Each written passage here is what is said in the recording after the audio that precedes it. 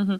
Vous m'entendez apparemment. Donc, je vous propose d'utiliser l'application sur votre téléphone portable si ça ne fonctionne pas pour vous à partir de l'ordinateur. On avait des problèmes de micro. Donc, vous pouvez enlever le mute de votre micro lorsque vous souhaitez parler. On va faire des essais. Alors, Abdou, est-ce que vous pouvez prendre la parole ? Oui, vous m'entendez? Parfait, on vous entend très bien. Alexis, vous pouvez enlever votre micro ? Oui, oui, c'est bon, je l'ai fait. Je vous entends très bien. Après, Gaëtan Ménard, ça me permet de faire l'appel en même temps. Alors, vous avez enlevé le mute. Je ne vous ai pas entendu, Gaëtan. Peut-être, si vous avez des problèmes, utilisez l'application sur smartphone, d'accord ? Voilà, essayez de l'installer et si vous pouvez, voilà, vous faites des réglages. Là, on vous entend pas, Gaëtan. Donc, j'arrive simplement à vous lire. Essayez soit de faire des réglages, soit de l'installer sur votre smartphone. D'accord. Alors, Gaëtan, je vous propose de prendre la parole dès que vos réglages seront faits. Jérémy, on peut vous écouter ? Jérémy ? Gaëtan, on vous a entendu. Non, c'est Jérémy qui parle. Ah, Jérémy, d'accord. Attention, Ok. on a des bruits de micro. On vous entend, Jérémy, merci. Ok. Donc, Gaëtan, Jérémy. Mathias ? Oui. D'accord. Et les autres camarades, Wissam ? Qui est-ce qui manque ? Alors, attendez. Mathias, Jérémy, Gaëtan, Alexis, Abdou. On est 5, je ne sais pas où sont vos camarades. Alors, j'ai pas la liste sous les yeux, je vais la prendre. Il manque, très exactement, Wissam et Léopold et Samy. Wissam, Léopold, Samy. Alors, Wissam. Samy est là, je lui envoie un message. Voilà. Ensuite, Léopold et Wissam. Attendez, alors, accueil... Wissam, est-ce que c'est possible d'envoyer un message à Wissam, s'il vous plaît, alors Wissam, je lui écris, ainsi qu'à Léopold Vino. Voilà. Alors, on va J'envoie un démarrer. message à Léopold. Super, merci Jérémy, c'est gentil. Très bien. Donc, le son n'était pas exceptionnel apparemment concernant les extraits que je vous ai fait écouter la dernière fois. D'accord. Donc, à partir de là, ce qui me semble le mieux, c'est de faire uniquement un cours sans support autre que notre échange. Alors, ici, voilà. Vous pouvez m'écrire, d'accord ? Vous pouvez écrire sur la partie NCI cours, donc je vous lis, et en même temps, moi, j'utilise à partir du téléphone, donc pour pouvoir bien vous entendre. Très bien. Alors, on va commencer. Donc, je vous propose par l'analyse et après la lecture.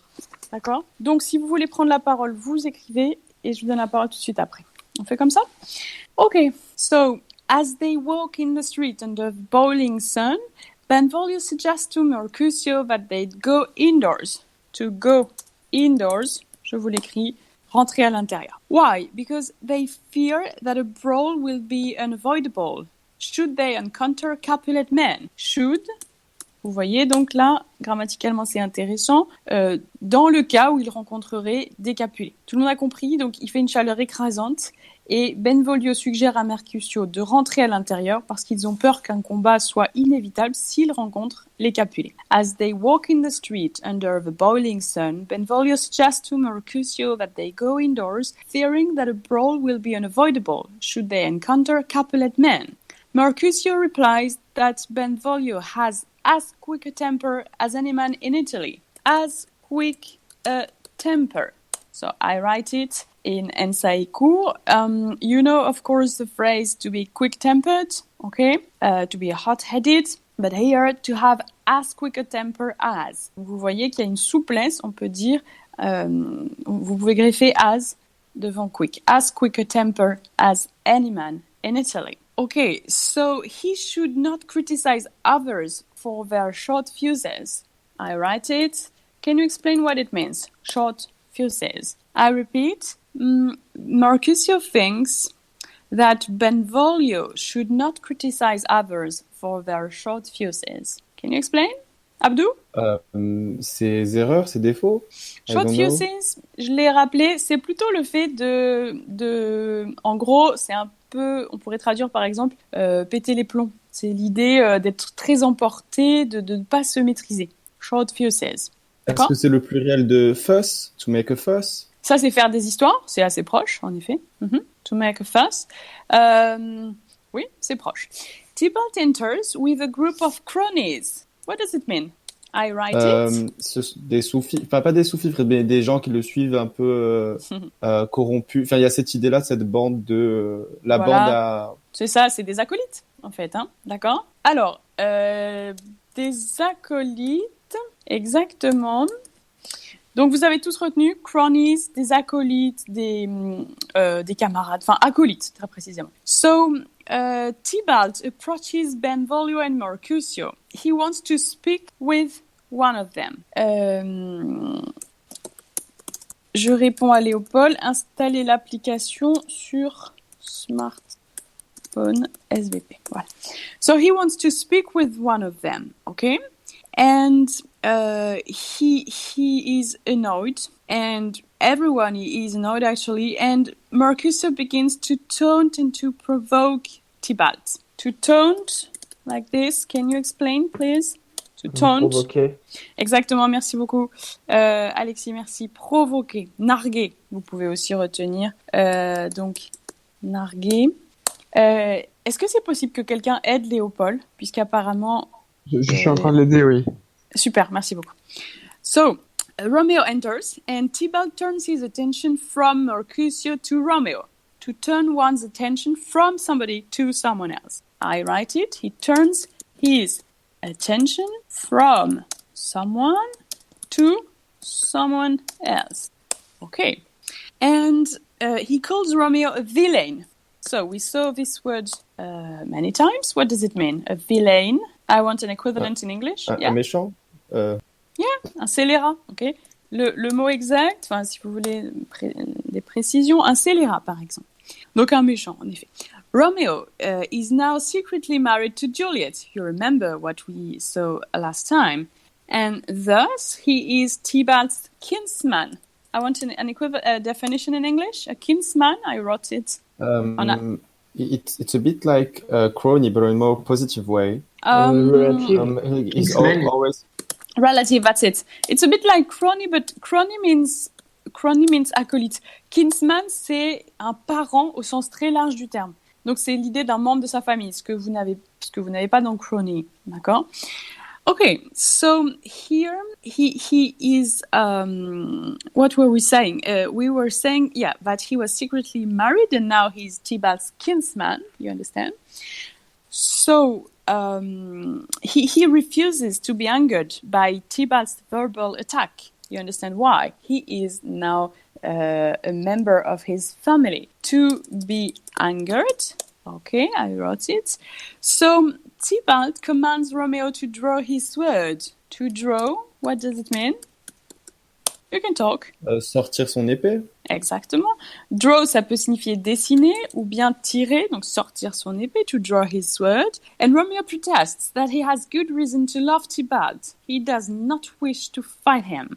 Okay? So he asks that until Tybalt knows the reason for this love, he put aside his sword. And Mercutio angrily draws his sword and declares with a kind of biting wit. A biting wit? How would you translate? Wit, c'est éloquence. Bite, c'est donc c'est une parole.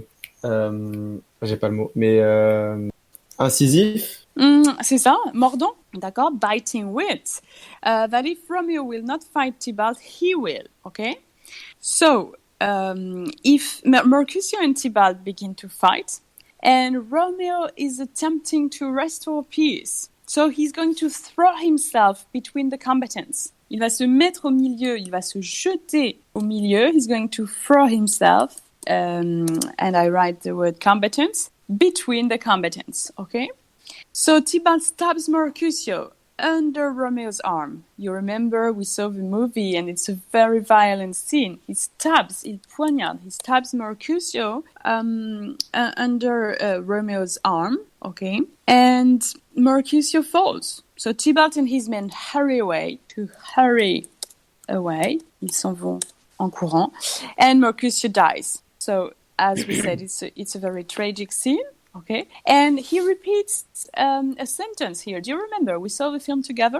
Do you remember the sentence that is repeated here? Mercutio dies with a lot of anger. Do you remember? Gaëtan, can we listen to you? No, I don't. You don't remember? He says, I curse both your families. He repeats it several times. He is cursing both the Montagues and the Capulets. Il maudit les deux familles. A plague on both your houses. This is what he repeats. So, let's talk about the plague. What is it? Plague. Une peste, une maladie. Un fléau? Yes, that's it. A plague, that's la peste, exactly. The bubonic plague. So, is it possible to talk about this disease, which was widespread in the 17th century? Can you give some details about it? So, really strong disease that has killed 1/3 of European population, something. Yes, a lot of casualties. That's right. So it was called the bubonic plague. You can add this adjective because it was easy to recognize people who suffered from this disease. They had a lot of bubons on their face. Okay, so those people were quarantined. You understand? And this is why the Shakespeare's theater, the Globe, was closed because of the plague, so it had a lot of consequences on the population and on the economy and on the life of the citizens. So it was called the bubonic plague, and as you said, a lot of casualties. There was a lot of victims from this disease. Okay, so the plague is an implicit reference to this disease. A plague on both your houses. Okay. And he's still pouring forth his wide witticism to pour forth like this, déverser, mais d'une façon symbolique. What is quarantine? Thank you, Mathias. To be quarantined, to be put into quarantine, ça veut dire être mis en quarantaine. Quarantined, okay? So people who suffered from the bubonic plague were quarantined. So I was saying that when he was dying, Mercutio was still pouring forth his wide witticism. Witticisms, c'est mots d'esprit, les traits d'esprit. He is making some jokes. It's not really a joke, but he's saying, ask for me tomorrow and you shall find me a grave man. So he knows he's going to die and he is enraged, you see. And Romeo also is enraged. And this is the moment he's going to declare that his love for Juliette has made him effeminate. Like this, effeminate. I write it there. So there was a belief, and you also find this in the book. I'm always talking about les fragments du discours amoureux from Roland Barthes.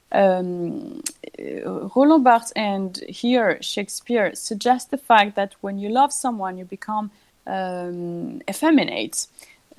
So we are going to study this just after.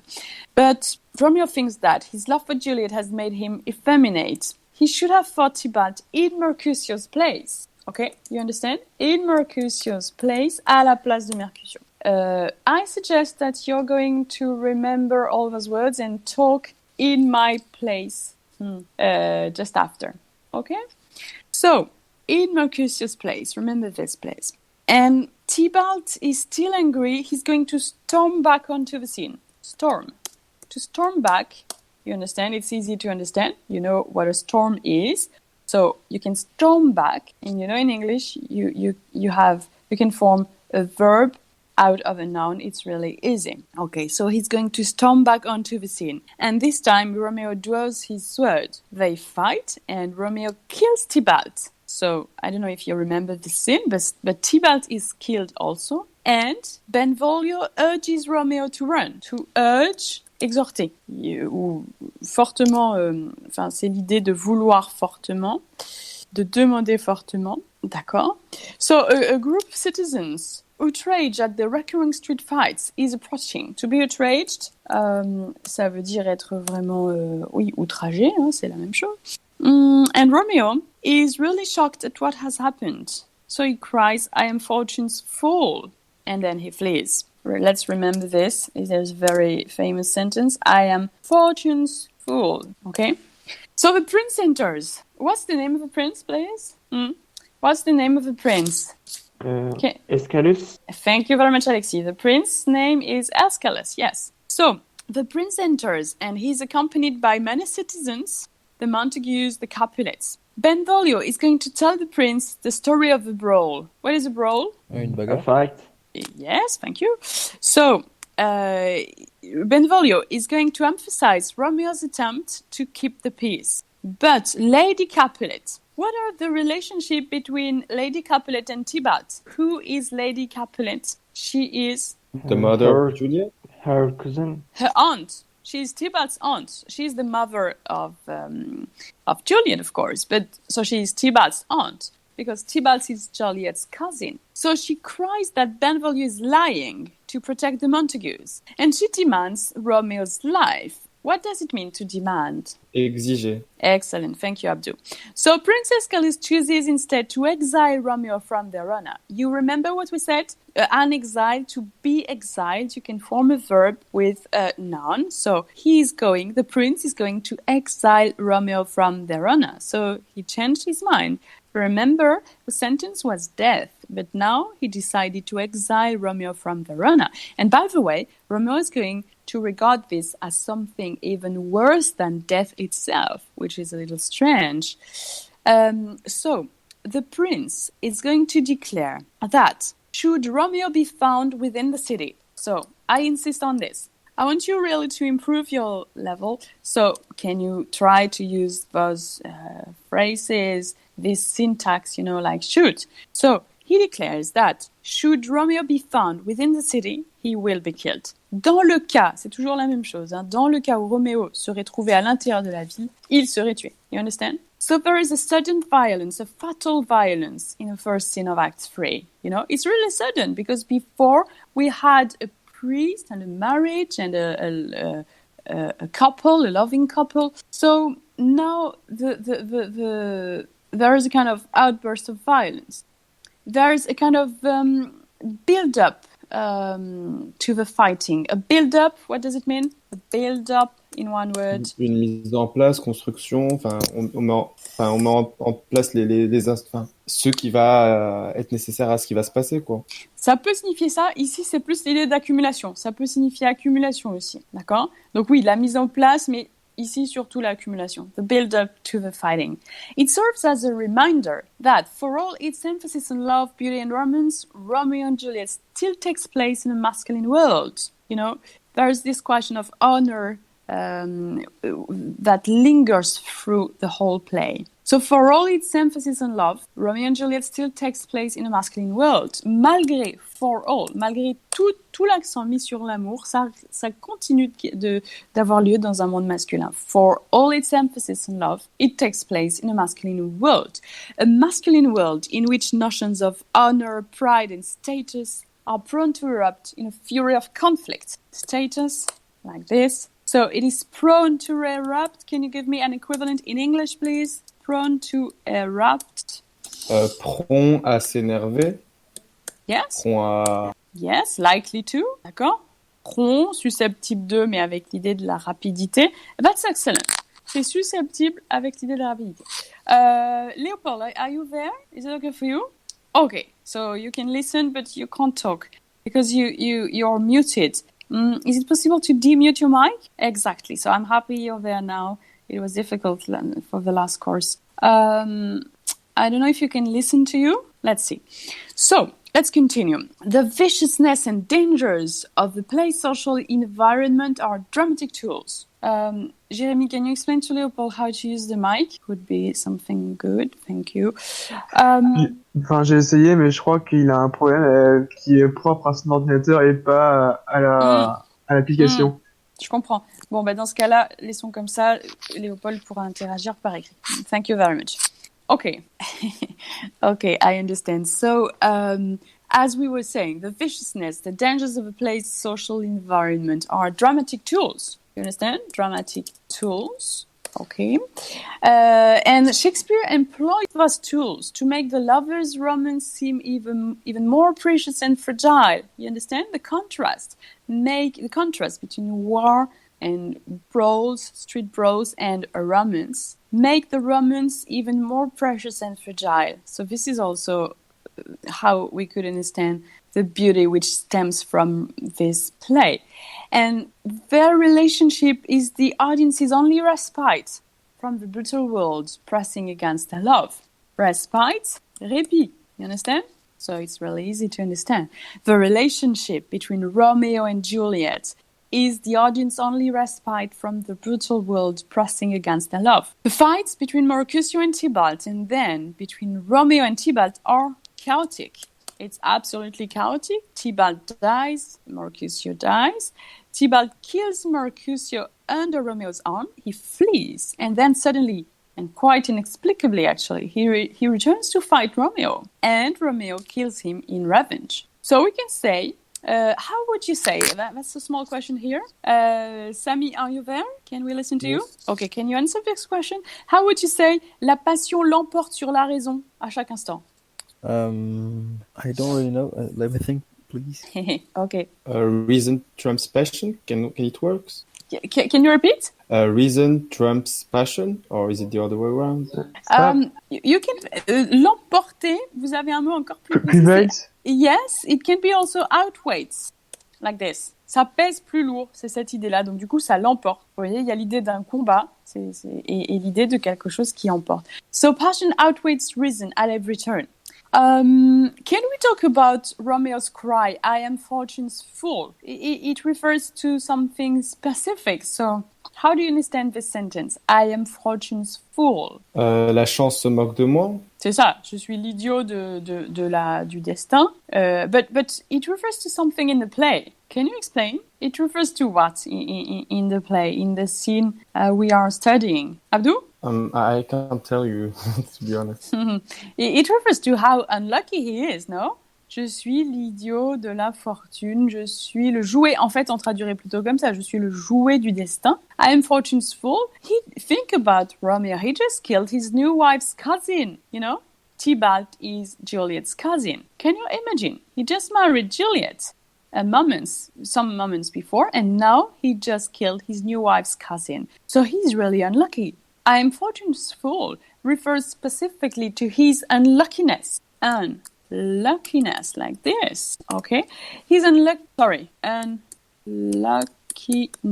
yes. In being forced to kill his new wife's cousin, he thought he was forced to do this because he wanted to get revenge. Okay, so thereby, he's going to get banished. Thereby, it means consequently, as a consequence, he's going to be banished. Okay. So I am fortune's fool can also be understood in a more general way, such as, it also recalls the sense of fate that hangs over the play. The sense of fate that hangs over the play. Donc le sens du destin, le sentiment du destin qui surplombe l'ensemble de la pièce. The sense of fate that hangs over the play. And Mercutio's response to his fate, however, is notable. We are going to see why. Let's focus on this. I just said Mercutio's response to his fate is notable. What does it mean, a response? What is the difference between an answer and a response? There is a very small difference. Jeremy, can you explain? Abdou? Yeah. A response is something that's seen more like une riposte. Oui, c'est ça, c'est l'idée de réaction. En fait, si vous voulez, le mot réaction, vous pouvez tout à fait le traduire par response. Pour vous donner un ordre d'idée, response, ça peut signifier réponse, tout simplement, mais ça signifiera aussi réaction. Donc, answer, c'est plus neutre, et dans response, il y a l'idée de quelque chose de plus actif, de plus brutal, de plus emporté. So, Mercutio's response to his fate is notable in the ways he diverges from Romeo's response. To diverge. I want you to pronounce it correctly, to diverge. So it diverges from Romeo's response. And Romeo is going to blame fate, to blame, rendre le destin responsable, hein? D'accord? To blame. He's going to blame fate or fortune for what has happened to him. So remember, Mercutio curses the Montagues and the Capulets, and he seems to see people as the cause of his death. He gives no credit to any larger force. So this is what I think. This is one this is a very interesting difference between those two characters. One is one is giving credit to fate, and the other one is giving no credit to any larger force. I mean, Mercutio is giving no credit to any larger force. Okay, so remember this. I am fortune's fool. So I said that we were about to talk about Romeo being effeminate. So let's focus a little more on the society of the 17th century, the Elizabethan society. This society generally believed that a man too much in love lost his manliness, la virilité. Dans L'homme amoureux du féminin se déclare, voilà ce que dira Barthes, j'ai plus le passage exact en tête, mais vous avez, je vous l'ai dit tout à l'heure, exactement la même idée. We can say, perhaps, that Romeo clearly subscribes to that belief. To subscribe to that belief, s'inscrire dans cette croyance, as can be seen when he states that his love for Juliette has made him effeminate. He's the one pronouncing this word. Once again, this statement can be seen as a battle between the private world of love and the public world of honor, duty, friendship, okay? Because it's as if we could find two different Romeos. The Romeo who duels with Tybalt. Donc le Romeo qui fait des duels avec Tybalt. The Romeo who duels with Tybalt is the Romeo who Mercutio would call the true Romeo. The Romeo whom, Mercutio would call the true Romeo. And the Romeo who sought to avoid confrontation out of concern for his wife is the person Juliette would recognize as her loving Romeo, out of concern par souci de. Donc vous avez compris, en gros, celui qui se dirait vraiment, là tu étais vraiment Roméo, Mercutio dirait ça dans le cadre d'un combat, et au contraire, Juliette dirait ça dans le cadre de l'évitement de la bataille par souci de son mariage. So, the word effeminate is applied by the public world of honor upon those things it does not respect. And in using this term to describe his present state, Romeo accepts the kind of responsibilities that are thrust upon him by the social institutions of honor and family duty. You understand? So thrust, like this. You can't hear me? Can you hear me? I'm sorry. It's better. Okay. Because I'm using a smartphone, so I'm going to...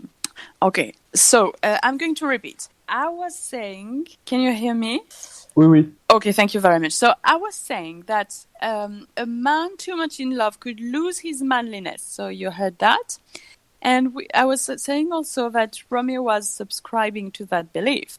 We were talking about a kind of battle between the private world of love and the public world of honor. So when Romeo says he's effeminate, he's accepting this world of honor, this world of responsibilities that are thrust upon him by the social institutions of honor, of duty, les responsabilités qui lui incombent that are thrust upon him.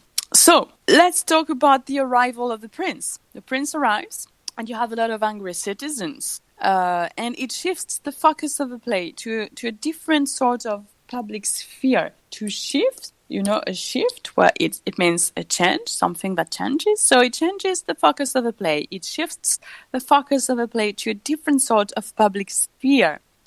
The fact that Romeo killed Tybalt is marked by a kind of rashness and vengeance. Revenge, vengeance, you can use both. Romeo's killing of Tybalt is marked by this rashness and vengeance. Okay? Revenge, you can also use. So those characteristics were prized by noblemen, were rated really highly, okay? Were prized by noblemen. But it threatens the public order that citizens desire. And we must remember that the prince has a responsibility to uphold. Il doit garantir une responsabilité. Il doit respecter. Il doit avoir ce sens des responsabilités. So Romeo is banished from Verona because he has displayed those traits. Because he has displayed those traits that were prized by noblemen. Because he had fought Tybalt. So, as one who has displayed such traits, Romeo is banished from Verona to display, avoir fait preuve de, and such traits, it means such characteristics, okay? So he's banished from Verona. He's condemned, and his condemnation is banishment. So, earlier, you must remember that the prince acted to repress the hatred of the Montagues and their Capulets in order to preserve public peace. So this is what he was doing earlier. But now, he's still acting to avert outbreaks of violence. To avert, it means to... Éviter. Excellent, thank you, Abdou. Éviter. To avert outbreaks of violence. So, the prince unwittingly... Can you explain what it means, unwittingly? This is an adverb. Unwittingly, à son insu. Unwittingly acts to thwart the love of Romeo and Juliet. To thwart. He doesn't want this, but this is what he does. To thwart, what does it mean? To thwart. Empêcher, prévenir. C'est ça, déjouer. Okay? Déjouer. So, to thwart the love of Romeo and Juliet. So, consequently, the stress syllable is the first one. Consequently, with their love censured, not only by the Montagues and Capulets, but also by the ruler of Verona, le souverain, the ruler. So Romeo and Juliet's relationship puts Romeo in danger of violent reprisal from Juliet's kinsmen, and the state also. I repeat. Reprisal, déjà ça veut dire représailles, vous l'avez compris. Reprisal, donc prononcez-le bien comme il faut. Reprisal. So Juliet and Romeo's love has been censored by the Montagues and the Capulets, by the ruler of Verona, Prince Escalus.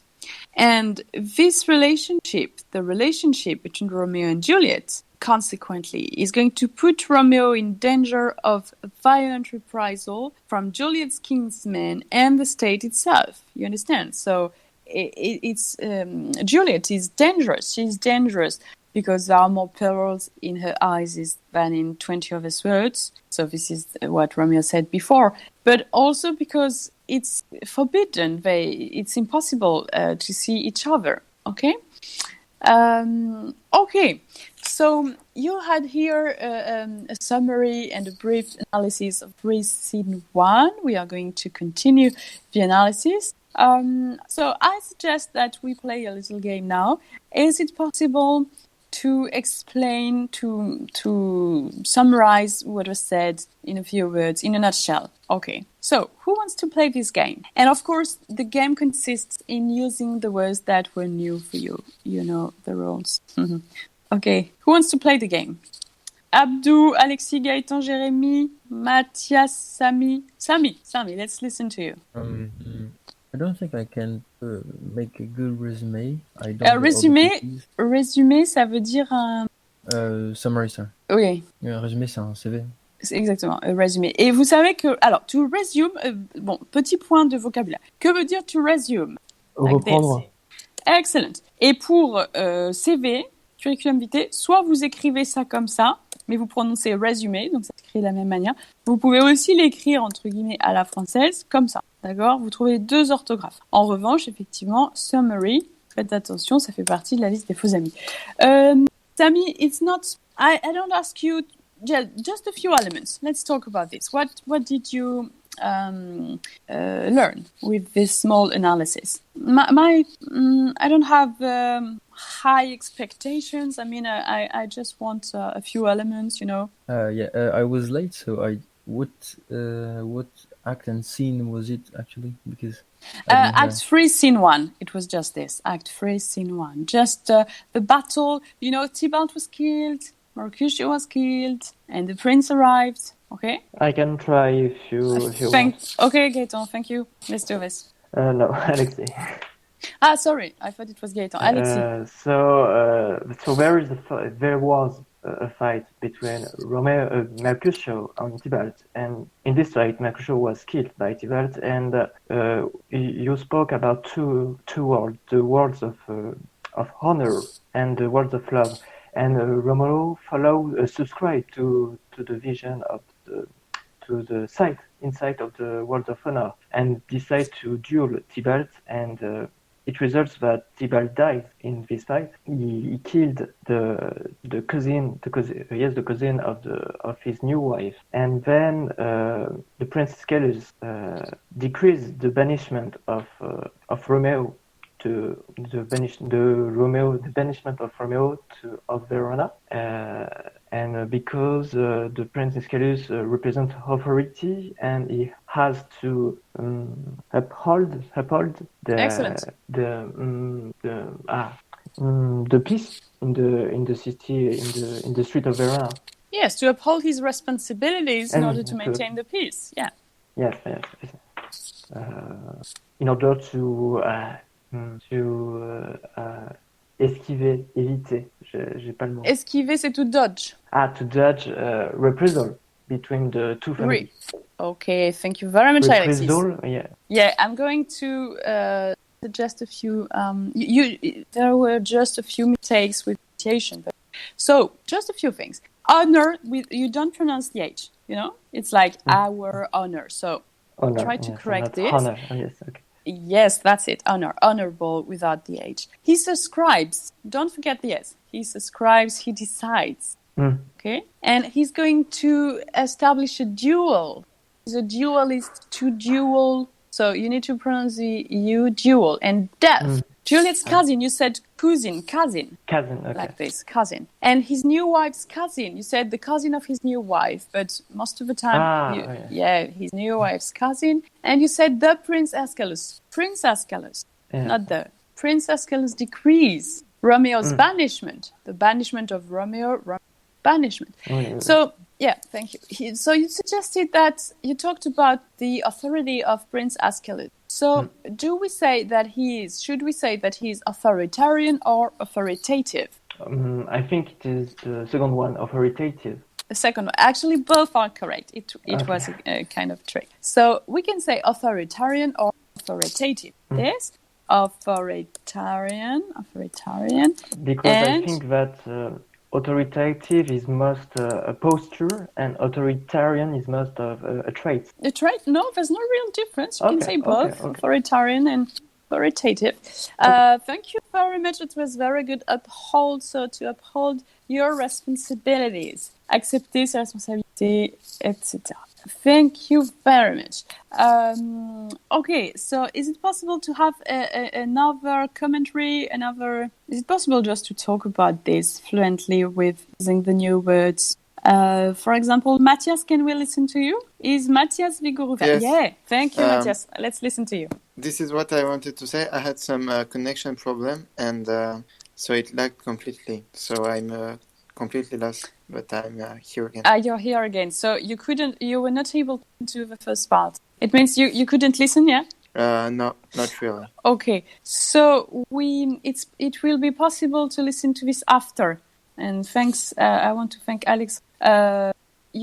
Because it is. En fait, on l'a enregistré le cours. Vous pourrez l'écouter. Okay. Thank you. Okay, so let's continue. We are going to read Act 3, Scene 1. So, I pray thee, Cusio, let's retire. To retire has two different meanings. Can you give me the two different meanings, please? Prendre sa retraite. Yes, and the second one? Se retirer, tout simplement. Ah non, withdraw. Ça c'est to withdraw, withdrawal. Mais du coup, le deuxième sens? I don't know then. En fait, c'est tout simplement aller se coucher. Hein? Okay? So, to retire and aller se coucher et aussi prendre sa retraite. Thank you very much. So, let's continue. The day is hot. We talked about the boiling sun, the Capulets abroad. And if we meet, we shall not escape a brawl. We mentioned this also. For now, these hot days is the mad blood steering. Okay, so to steer, you understand? What does it mean? To steer. Déchirer.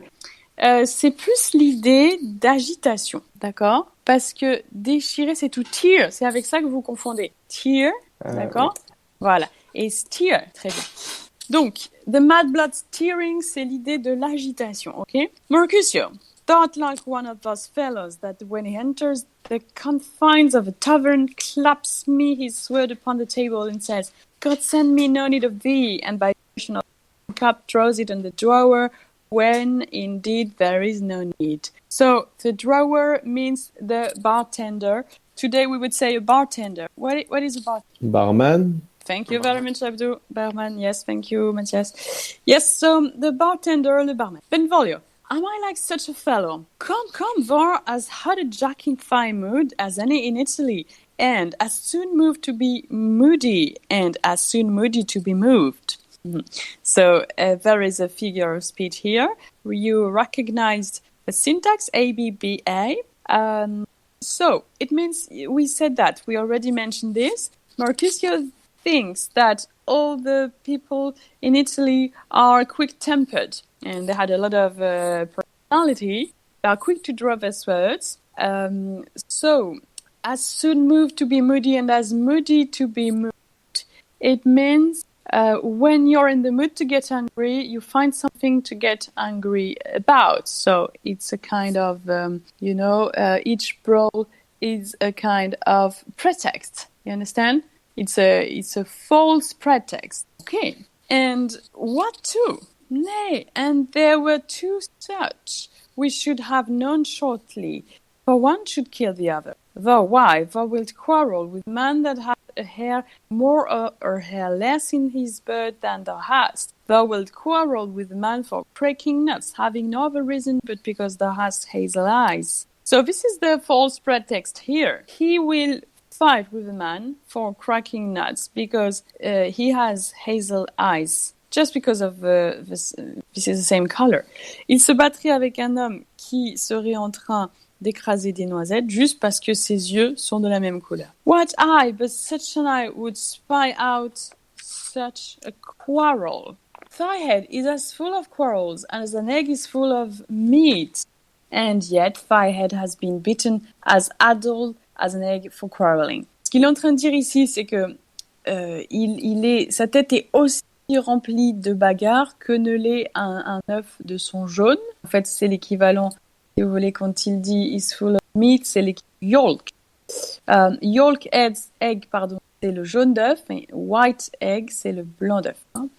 So, thou hast quarrelled with the man for coughing in the street, because he have wakened thy dog that have lain asleep in the sand. Didst thou not fall out with a tailor for wearing his new doublet before Easter, with another for tying his new shoes with old ribbon, and yet thou tutor me from quarrelling? Okay.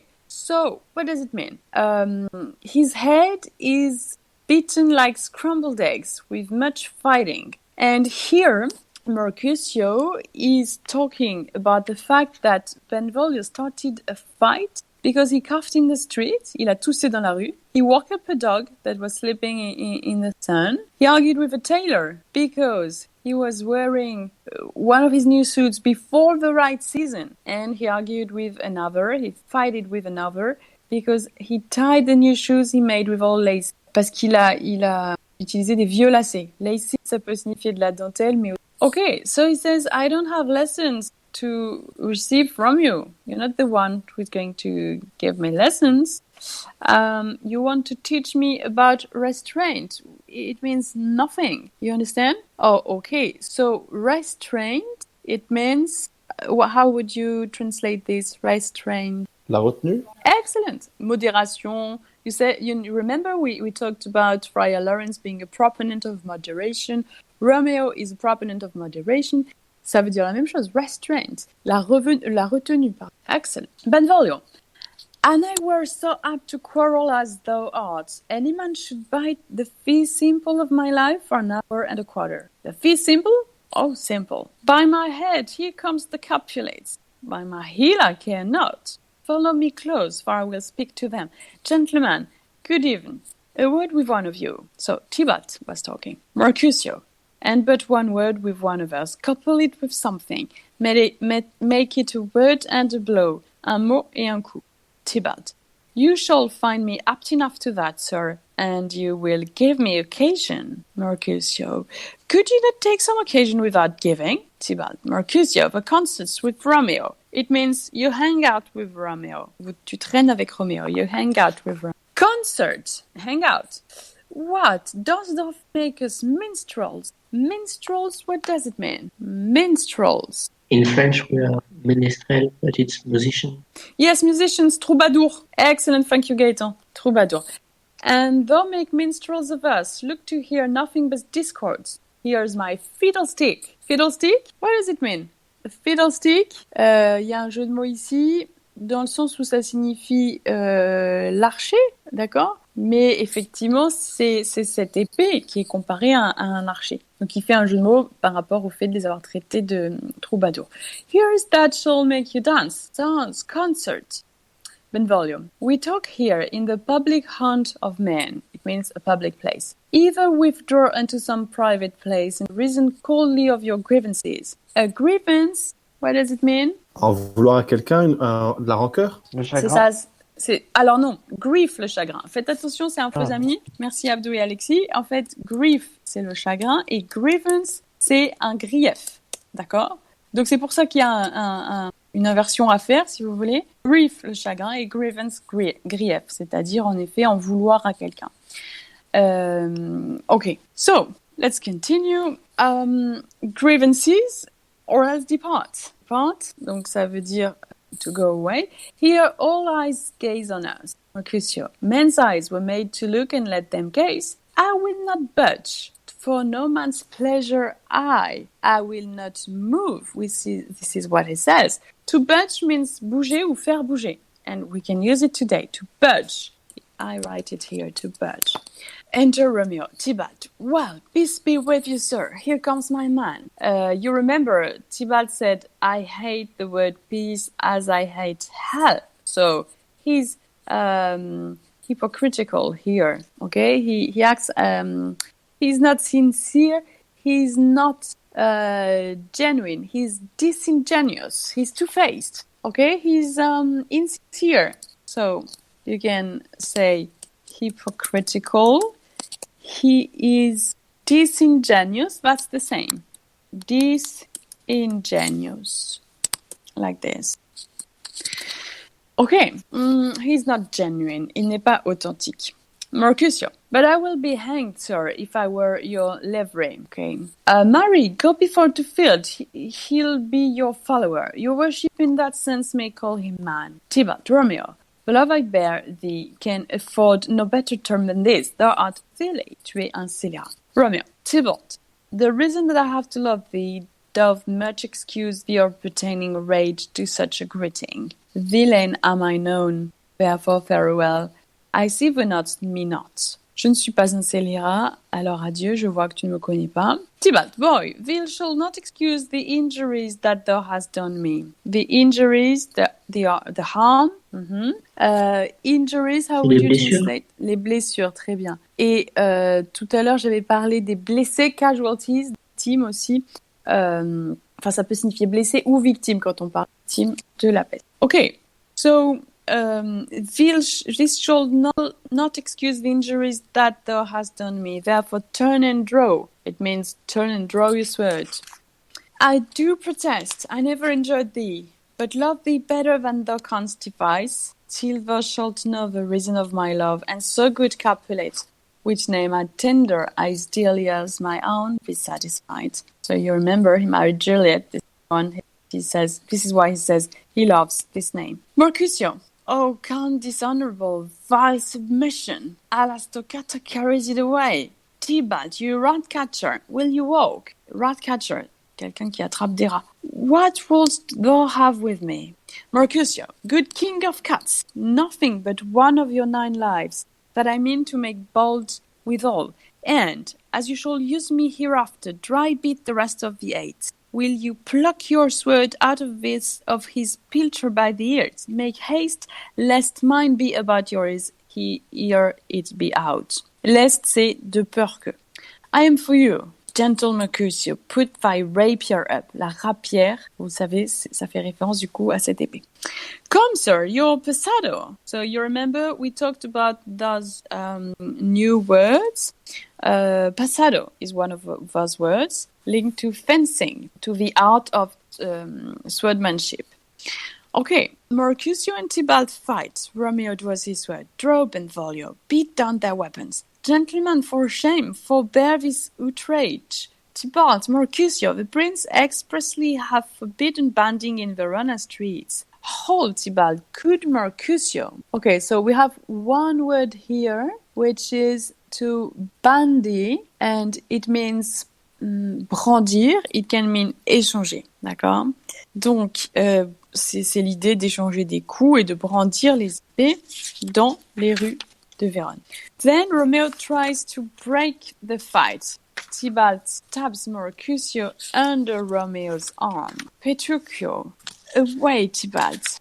Mercutio, I am hurt, a plague of both your houses. I am dead. Is he gone and have nothing? What, other hurt? A scratch, une égratignure, a scratch, married is enough. Where is my page? Go, villain, fetch a surgeon. Va chercher un chirurgien. Courage, man, the hurt cannot be much. So you see that Romeo is really optimistic here. He thinks it's really superficial. He thinks it's just a scratch. Mercutio, no, 'tis not so deep as a well, nor so wide as a church door, but is enough. 'Twill serve. So we talked about Mercutio's sense of humor. Here he says, c'est pas aussi profond qu'un puits, c'est pas aussi large qu'une porte d'église, mais ça fait. Ask for me tomorrow, and you shall find me a grave. I am peppered, I warrant, je garantis, for this world, a plague of both your houses, sounds a dog, a rat, a mouse, a cat to scratch a man to death, a braggart, vantard, a rogue, voyou, a villain, un scélérat that fights by the book of arithmetic. It means he plays by the book, il utilise l'escrime dans les règles. Why the devil came you between us? I was hurt under your arm. I thought all for the best. So there is a reflection here on the intentions, and the intention was good, but it was bad. Help me into some house, Benvolio, or I shall faint, m'évanouir. A plague on both your houses. So this is he repeats this all the time. They have made worms meat of me. I have it, and soundly to your houses. Donc, il se transforme en viande à asticot. This gentleman, the prince near ally, my friend, have got his mortal hurt in my behalf. My reputation stained with Tybalt's slander. Tybalt, that an hour have been my kinsman. Oh, sweet Juliette, thy beauty have made me effeminate, and in my temper softened valor's steel.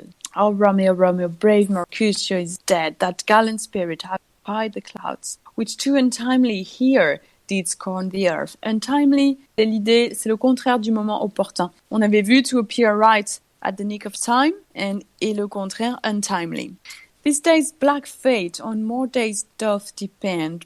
This but begins the woe others must end. This is one of the last words of Romeo and Juliet, for never was a story so full of woe than that of Juliet and her Romeo. Woe, c'est le chagrin. Woeful philosopher and philosopher de chagrin.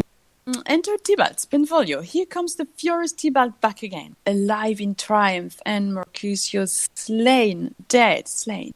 Away to heaven, respective lenity with mercy, and fire-eyed fury be my conduct now. Now, Tybalt, take the villain back again, that late thou gavest me, for Mercutio's soul is but a little way above our head, staying for fine to keep him company.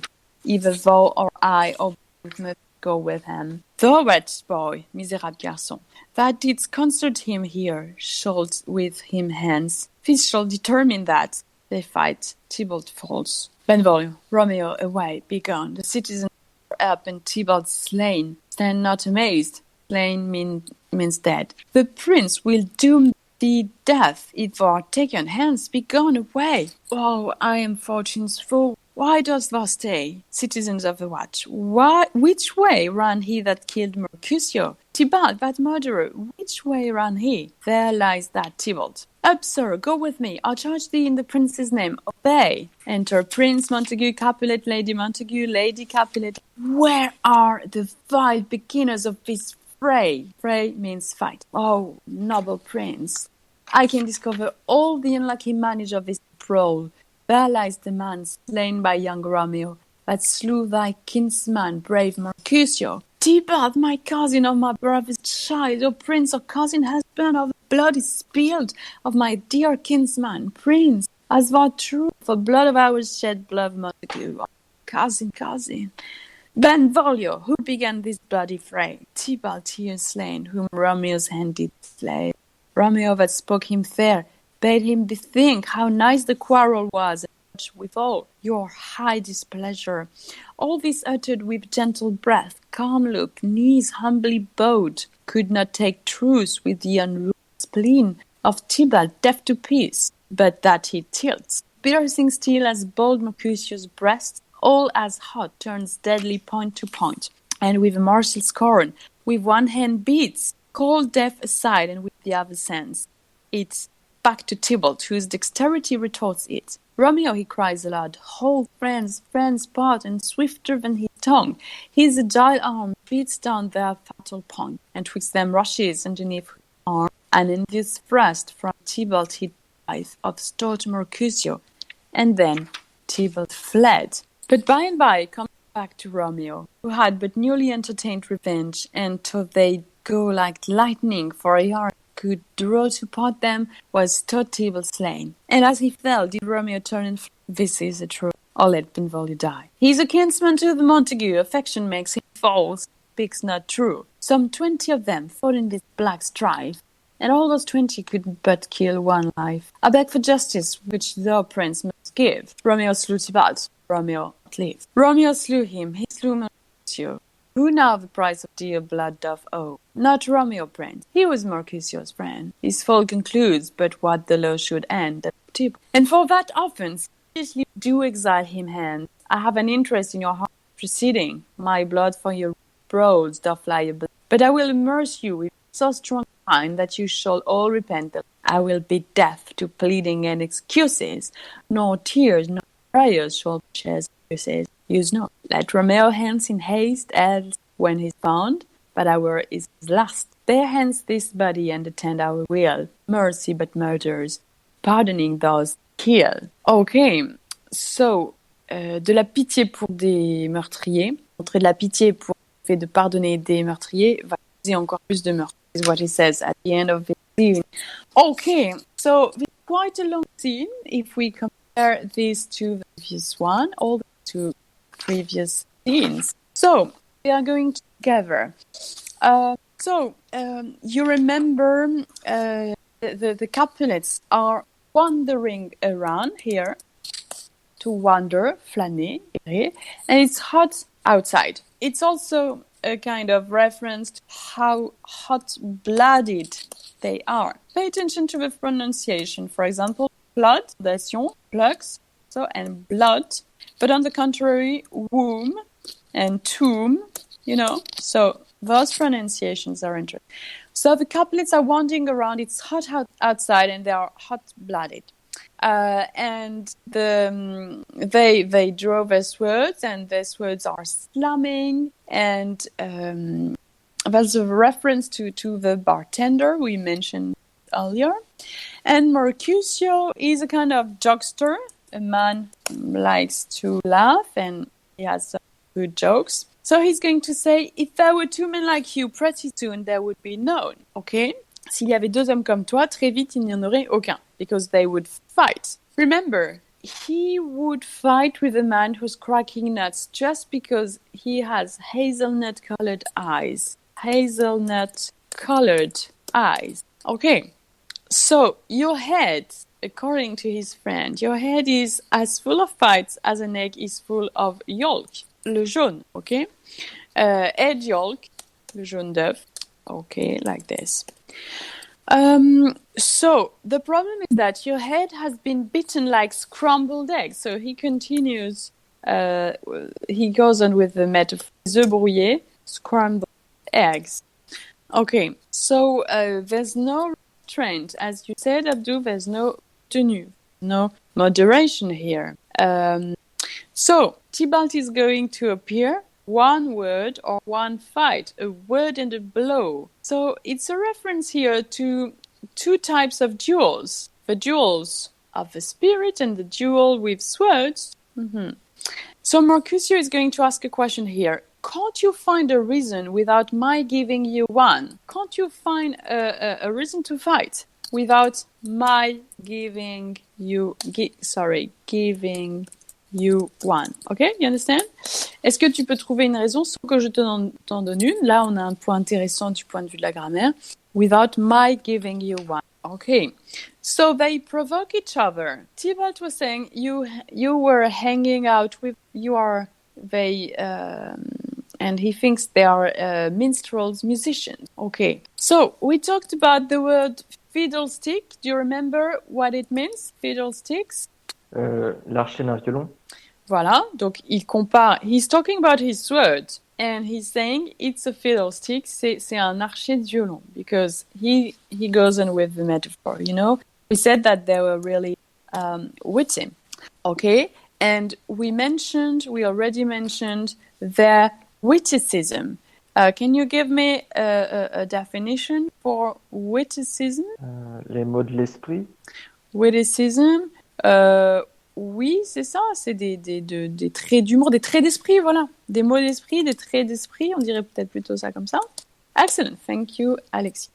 So, fiddlestick, it has another meaning. Fiddlestick, we can use it today, of course. Fiddlestick means baliverne. Oh, fiddlestick, quelle blague, quelle baliverne, quelque chose d'importance. Okay, so remember, archet de violon ou bien baliverne. May peace be with you. Tybalt formally said, as we emphasized, I hate peace as I hate hell. So as we said, he's hypocritical. And he's going to insult Romeo. You're a villain. But Romeo answers, I have reason to love you and I have no reason to hate you. So Tybalt is the one who provokes Romeo. He wants to fight with him, okay? And Romeo is going to answer, I love you more than you can understand. It is a name I love like my own name. So we understand that Tybalt can't understand. Romeo is a proponent of peace. Proponent, we saw this. A proponent of peace. And Mercutio is going to say, the thrust of a sword will end this surrender. The thrust, le fait d'enfoncer cette épée, will end this surrender. Surrender, qu'est-ce que ça veut dire, surrender? To give in, abandonner. Excellent, c'est le fait d'abandonner, le fait de se rendre. So he talks about Romeo's attitude. Tybalt provokes Romeo, but Romeo doesn't want to fight with him. Mercutio wants to fight. And Mercutio is going to call Tybalt a rat catcher. You remember? You're a rat catcher. So Mercutio talks about Tybalt, calling him the king of cats. So who is the prince of cats? Have you ever heard of this figure? If I make a mistake, it's character of English literature of level for kids, and he was the baddie. Yeah, it's excellent. It's a figure in literature. You find this figure in medieval lore, you know. So lore, vous retrouvez ce mot dans folklore. Ça veut dire, what does it mean, lore? Un leurre? Ah non. Un piège? Non. C'est la tradition en fait, folklore. Hein, c'est la tradition, d'accord? Parce que ce que vous m'avez proposé, en fait, lure, c'est lure. C'est pas pareil, hein? To be lured. Valued by each other's good looks. Ils sont attirés par l'aspect physique des deux. Romeo. Let's write this sentence. Romeo and Juliet are lured by each other's good looks. Okay, lured. C'est l'idée du leurre. But, okay, Abdou, I think you gave a combination of lore, tradition. Okay, so in medieval lore, there is a figure from medieval lore whose first name was also Tybalt, actually. Okay, and in Romeo and Juliet, Tybalt is the son of Lady Capulet's brother, and he's Juliet's short-tempered cousin. Can you explain short-tempered? Can you explain in English, please? Qui perd vite patience? Yes. Exactement. Colérique. This word does exist. Short-temperedness. Let me write this like this. Short-temperedness. Ça veut dire, how would you translate? Soit vous traduisez par colère, short-temperedness, tout simplement la colère. Ça peut aussi être autre chose, d'un peu moins fort. C'est possible de me donner vos idées. Pas d'idée pour short-temperedness? En fait, c'est la... Le fait d'être Oui, allez-y. colérique. C'est Mathias? c'est le fait d'être Oui, j'ai compris, mais colérique, non? c'est Mathias qui parle? Oui. D'accord, merci Mathias. Oui, c'est le fait d'être colérique, mais c'est aussi la susceptibilité, un mot un peu moins fort. D'accord? Vous pouvez traduire par les deux. So Tybalt here in Romeo and Juliet shares the same name as the character Tybalt in The Prince of Cats in a book called Rena the Fox, and it's a point of mockery in the play. It's a point of mockery, donc ça veut dire qu'il se moque de ça. And this is why Mercutio repeatedly calls Tybalt the Prince of Cats, and he refers to Tybalt as the good king of cats because his demeanor is much like a cat's. His demeanor, what does it mean, demeanor? Son attitude. Excellent, Abdul, thank you very much. Perhaps you know this word, misdemeanor, like this, misdemeanor. Mauvaise action.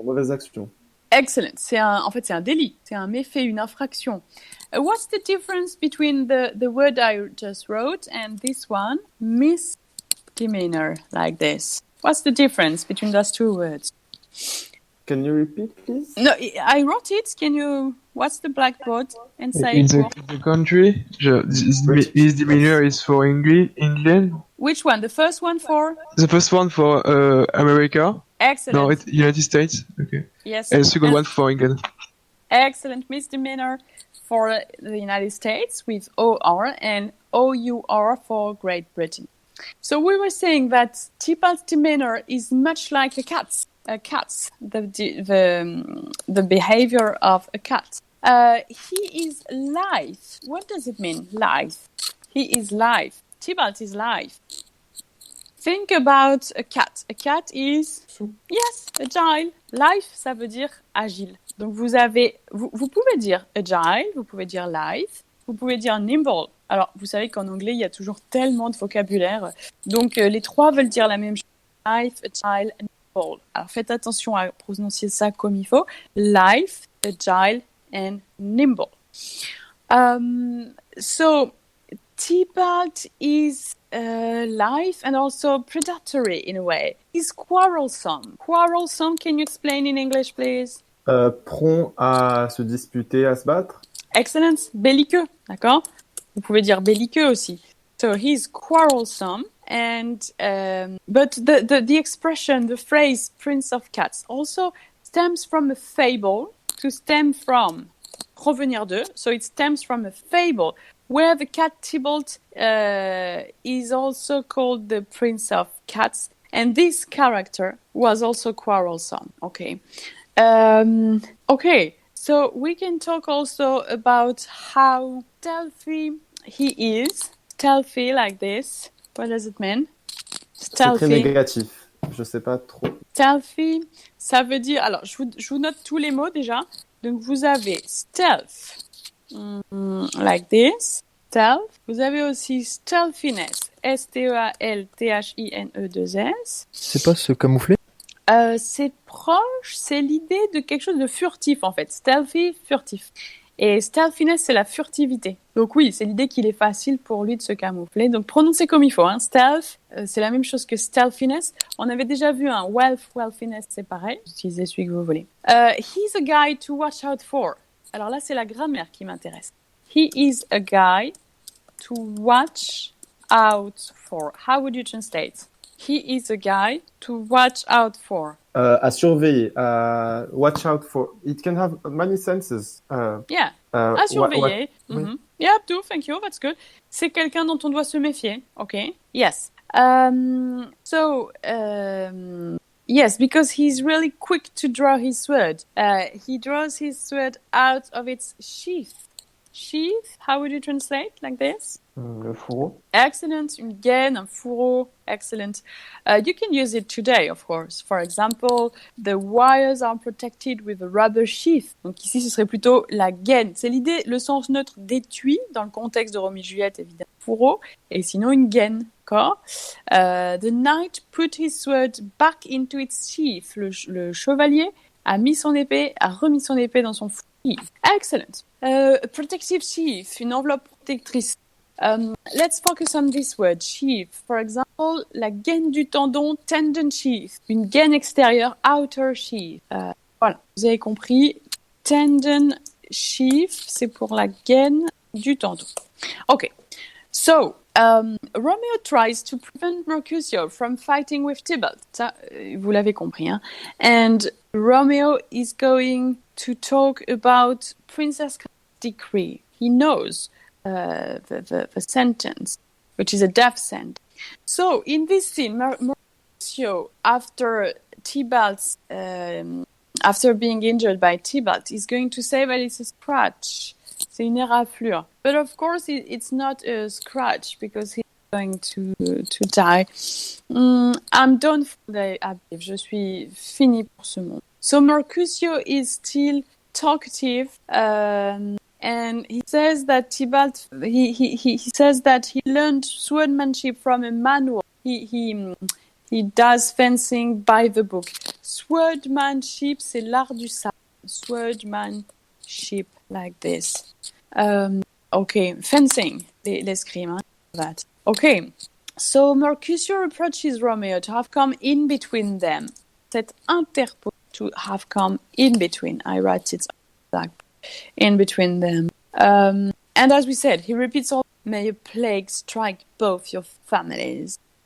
So, as Gaëtan mentioned, the plague was a common disease in the 17th century. Mercutio is going to say, they have turned me into food worms, de la nourriture, de la viande pour des vers. Mercutio, is a close relative of the prince, and this is why the prince is going to be really sad when hearing the news. Vous avez compris, I'm done for, ça veut dire je suis foutu. Okay, so at the beginning he was saying it is just a scratch, and then I'm done. So we all understand that Mercutio was killed while defending Romeo from Tybalt's slander. Slander. Mensonge. C'est encore plus fort, hein. Calomnie. Excellent. C'est la diffamation, la calomnie. Excellent. So Romeo is going to say, Juliette, you have defended my bravery, which before was as hard as steel. Tu as amolli mon courage, qui autrefois était aussi dur que de l'acier. Benvolio. His brave spirit has floated up to heaven. Donc, son esprit courageux a flotté jusqu'aux cieux. Romeo, today is the start of a terror that will end in the days ahead. Enough with mercy. It's time for rage to guide my action. Assez de la pitié. So here, what is interesting is that rage is the project of love. And Mercutio's soul is floating right above our heads. He's waiting for you to keep him company on the way up to heaven. What Tybalt is going to say. He's going to insult Romeo. Tybalt is going to insult Romeo. Say, you're a wretched boy. Can you translate? Wretched boy. Misérable garçon. You hung out with here and you're going to go to heaven with him. So, Romeo is going to say, this fight will decide who dies. It's really interesting. This sentence is really interesting, and because it's a kind of implicit reference to something which was common in the Middle Ages and which was called trial by combat. Of course, you know that you can say to combat, or you can also talk about the combatants, just one T like this. So, do you know what trial by is? C'est quand il y a un souci à l'époque, quand deux personnes s'entendaient pas, au lieu de passer devant la justice, elles se battaient en duel. Excellent. And what was the rule? Chacun avait un pistolet, le premier qui... Enfin, là, il n'y a pas de pistolet, il y a un... Je sais pas. En fait, so the rules was the one who was dying was the criminal, was the murderer, when it was impossible. So it's exactly what you said, Abdul. So, trial by combat here. It's one example. You have one example of King Lear. So, it was also called wager of battle. We write it on what I like to call blackboards. It was also called judicial duel. Okay? So, it was a method of Germanic law. At the beginning, it came from Germany. Germanic law, le droit germanique. Germanic law, to settle accusations in the absence of witnesses. To settle, installer des accusations en l'absence de témoins. It was a method to settle accusations in the absence. And it could also be a confession, une reconnaissance. A confession, Ça veut dire reconnaissance. A confession in which two parties in dispute fought in single combats. Donc, vous aviez deux parties qui s'opposaient et qui se battaient dans un seul combat. The winner of the fight was proclaimed to be right. Celui qui gagnait, c'était celui, en fait, qui n'était pas coupable. Il y avait cette idée, de justice divine. Vous voyez. So, a great importance was given to fortune here. You understand? It was a judicially sanctioned duel. Donc, on donnait beaucoup d'importance au destin. On pensait que, voilà, la nature faisait bien les choses. C'est que celui qui mourait était celui qui devait mourir. So, as we said, it was a judicially sanctioned duel. It remained in use throughout the Middle Ages, and it gradually disappeared in the course of the 16th century. So, 1 century before Romeo and Juliette was written. You understand? So, there is an implicit reference to this. Shakespeare is really, he never attended university, but he knew so many things. So, there is reference to this. Alors, comme c'était un peu dense, je peux vous le redire en français, parce que déjà le vocabulaire est très différent. On parlait de duel judiciaire, de combat judiciaire, de jugement par combat, de jugement par les armes, de procès par combat, de gage de bataille, vous voyez, beaucoup d'expressions. Et c'était une procédure ordalique qui provenait du droit germanique. Ça permettait de statuer sur des accusations en l'absence de témoins ou en l'absence d'aveu. Et donc, vous l'avez compris, les deux parties en litige se battaient dans un combat singulier. Chacune pouvait être représentée par un champion. Et le vainqueur du combat était considéré comme celui qui avait été désigné par Dieu pour être la personne bien fondée des plaidants. Donc, ça a été en usage à travers tout le Moyen-Âge européen et ça a disparu petit à petit pour laisser la place au duel d'honneur. Donc, ça vous pouvait être juste deux personnes ou deux parties qui représentaient des groupes. Voilà.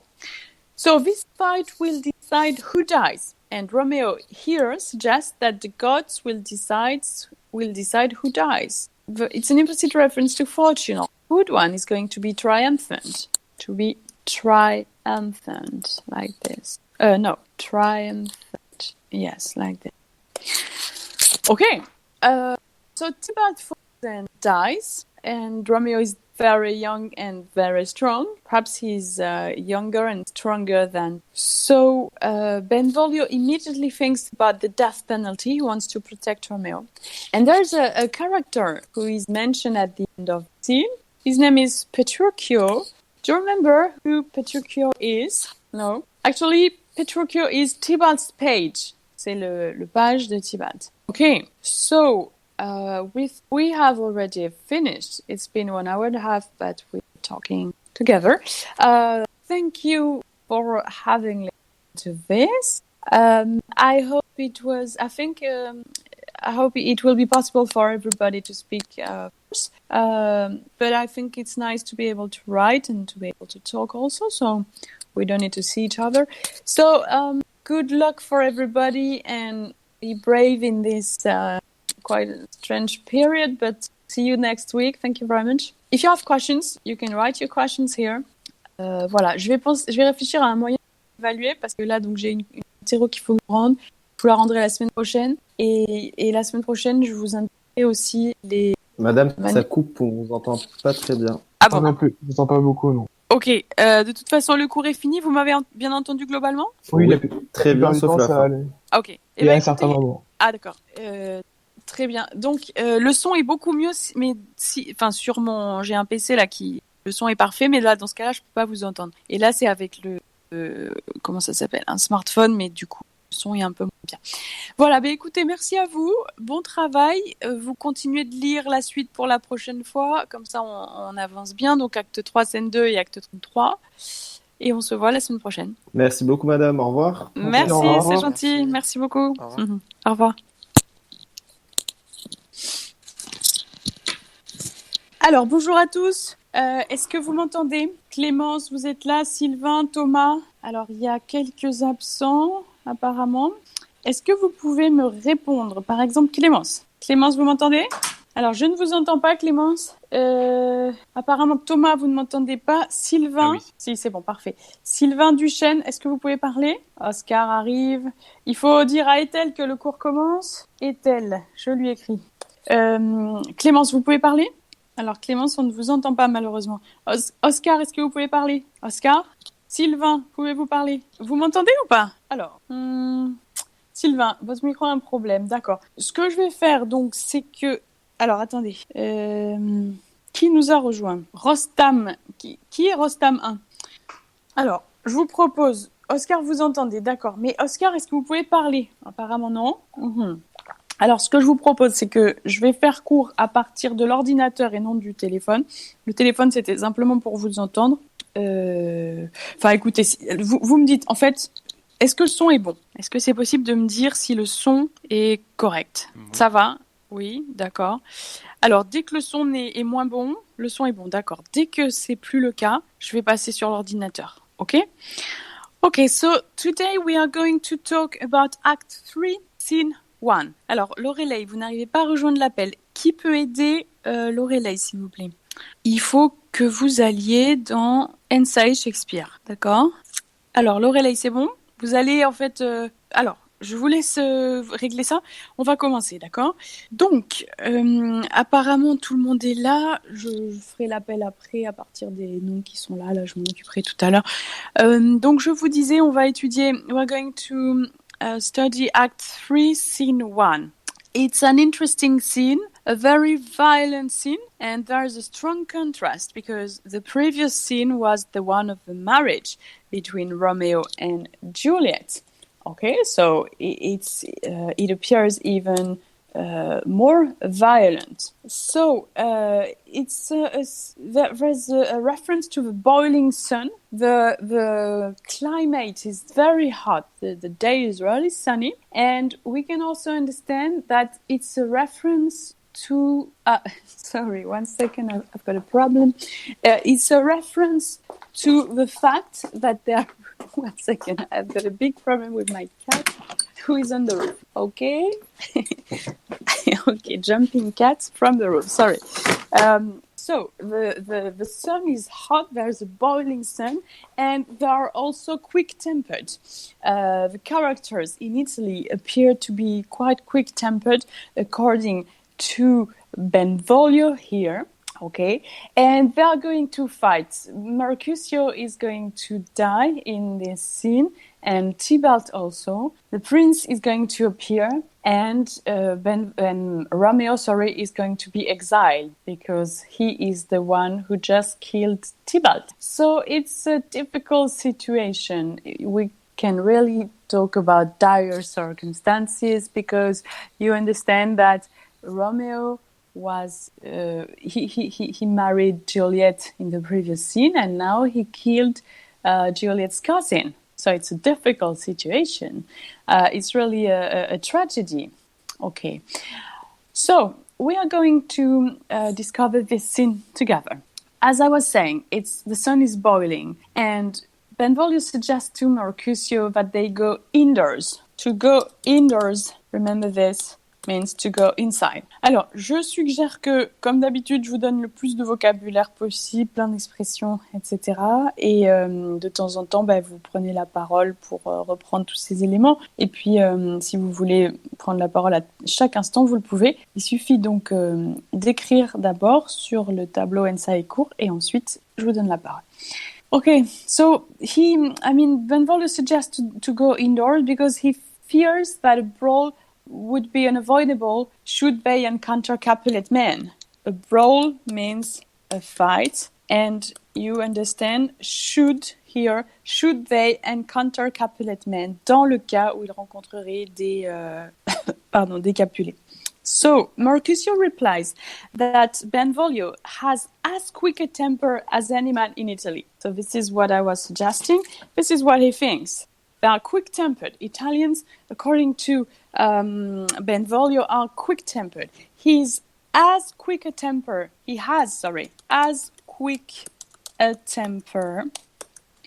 as any man in Italy. Okay? So you remember the grammar here. And what Benvolio is suggesting is that his friend Mercutio should not criticize others for their short fuses. I write it there. What does it mean, their short fuses? Can you explain in English, please? He should not criticize the others for their short fuses. What does it mean? Sorry. Can you explain? For example, Lorelei, can you explain? Their short fuses, it means le fait en fait de péter les plombs, littéralement, c'est ça. Hein? Alors j'ai mal écrit temper, c'est comme ça. Ok, alors Lorelei n'arrive pas à suivre le cours. Comment se fait-il? Ah, elle n'entend pas. Normalement, il faut aller dans les réglages. C'est que dans les réglages, dans voix et vidéo, elle doit pas avoir la bonne sortie. En gros, en effet, il y a une espèce de, ça s'appelle paramètres utilisateurs, à la droite de votre casque en bas. Vous avez normalement votre nom, avec éventuellement un chiffre et une petite molette. Vous appuyez dessus. Après, en effet, vous allez dans voix et vidéo, et là, vous avez des réglages. Ok, Lorelei? Alors, est-ce que c'est bon? Est-ce que vous m'entendez? Ah, vous, seulement des sons, en effet, c'est un problème. Ça coupe tout le temps. Alors, c'est ce que je vous disais, donc je vais changer. Alors, Lorelei, est-ce que c'est mieux ici? J'ai changé de... C'est parfait, bon ben voilà. Du coup, moi, je vais pas pouvoir vous entendre. J'ai un problème pour vous entendre là, mais vous m'écrivez et on communique comme ça, d'accord? Super. Alors, I was saying, Benvolio is as quick a temper as any man in Italy, according to Mercutio. He should not criticize others for their short fuses. C'est le fait de péter les plombs. Tybalt enters with a group of cronies. Can you write a definition of cronies, please? I will explain after. He approaches Benvolio and Mercutio and asks to speak with one of them. Mercutio is very annoyed. Cronies, please, what does it mean? He's very annoyed and he begins to taunt and provoke him. So, cronies, oui, c'est des acolytes si vous voulez. D'accord? Acolytes. Okay, so he begins to taunt. What does it mean, to taunt? He begins to taunt and to provoke him. Yes, that's the same. Narguer. You can write narguer, for example. You can write this. Thank you very much, Thomas. So Romeo enters, and Tybalt is going to turn his attention from Mercutio to Romeo. To turn one's attention from Mercutio to Romeo. He calls Romeo a villain. A villain, un scélérat. He calls Romeo a villain, and Romeo, you know this, of course, he's now secretly married to Juliette. And thus he's Tybalt's kinsman, okay? C'est un parent. Kinsman, c'est un parent au sens très large du terme. So, he refuses to be angered by Tybalt's verbal attack. Romeo refuses to be angered by Tybalt's verbal attack. So, Tybalt commands Romeo to draw his sword. Donc de sortir son épée, to draw. To draw, je vous le rappelle, ça peut signifier en fait dessiner, mais aussi sortir, tirer. Donc de sortir son épée. He was quick to draw his sword, for example. We can say this. We can talk about Tybalt here. So Romeo protests that he has good reason to love Tybalt. He does not wish to fight him. He asks that until Tybalt knows the reason for this love. And he asks that Tybalt put aside his sword, So Mercutio angrily draws his sword and declares that if Romeo will not fight Tybalt, he will. And he declares this with a kind of biting wit. Un esprit assez mordant ici, hein, mot à mot. So, Mercutio and Tybalt, at this moment, they begin to fight. And Romeo attempts to restore peace. Romeo is a proponent of moderation. We said this moderation. So we said that Friar Lawrence was a proponent of moderation. This is also the case for Romeo here. He's a proponent of moderation. He wants to restore peace, and he throws himself between the combatants. This is the technique he's going to use. He's going to throw himself between the combatants. Okay. The problem is that the effect is not going to be good. Tybalt stabs Mercutio under Romeo's arm. To stab, what does it mean? To stab. This is our way to keep contact. Poignarder, thank you, Thomas. So he stabs Mercutio under Romeo's arm, and as Mercutio falls, Tybalt and his men hurry away, like this. So Mercutio dies, and he will repeat the sentence all the time, there is a sentence which is going to linger through the whole scene. And this sentence is uttered by Mercutio when he dies. Do you remember what he says? He says, yes, thank you very much, Thomas. May your plague strike both your families. So he curses the Montagues and the Capulets. He curses both houses, and he's pouring forth his wild witticism to pour forth, déverser, wild witticism, ces phrases à la fois pleines d'esprit mais pleines de rage en fait. Hein. Donc witticism, vous pouvez traduire, il y a plusieurs manières de traduire, mais c'est witticism, c'est le trait d'esprit, mais ici particulièrement douloureux. Hein. Ask for me tomorrow, and you shall find me a grave man. So, at the beginning, it says it's just a scratch. Tybalt learned swordmanship as if from a manual, fencing.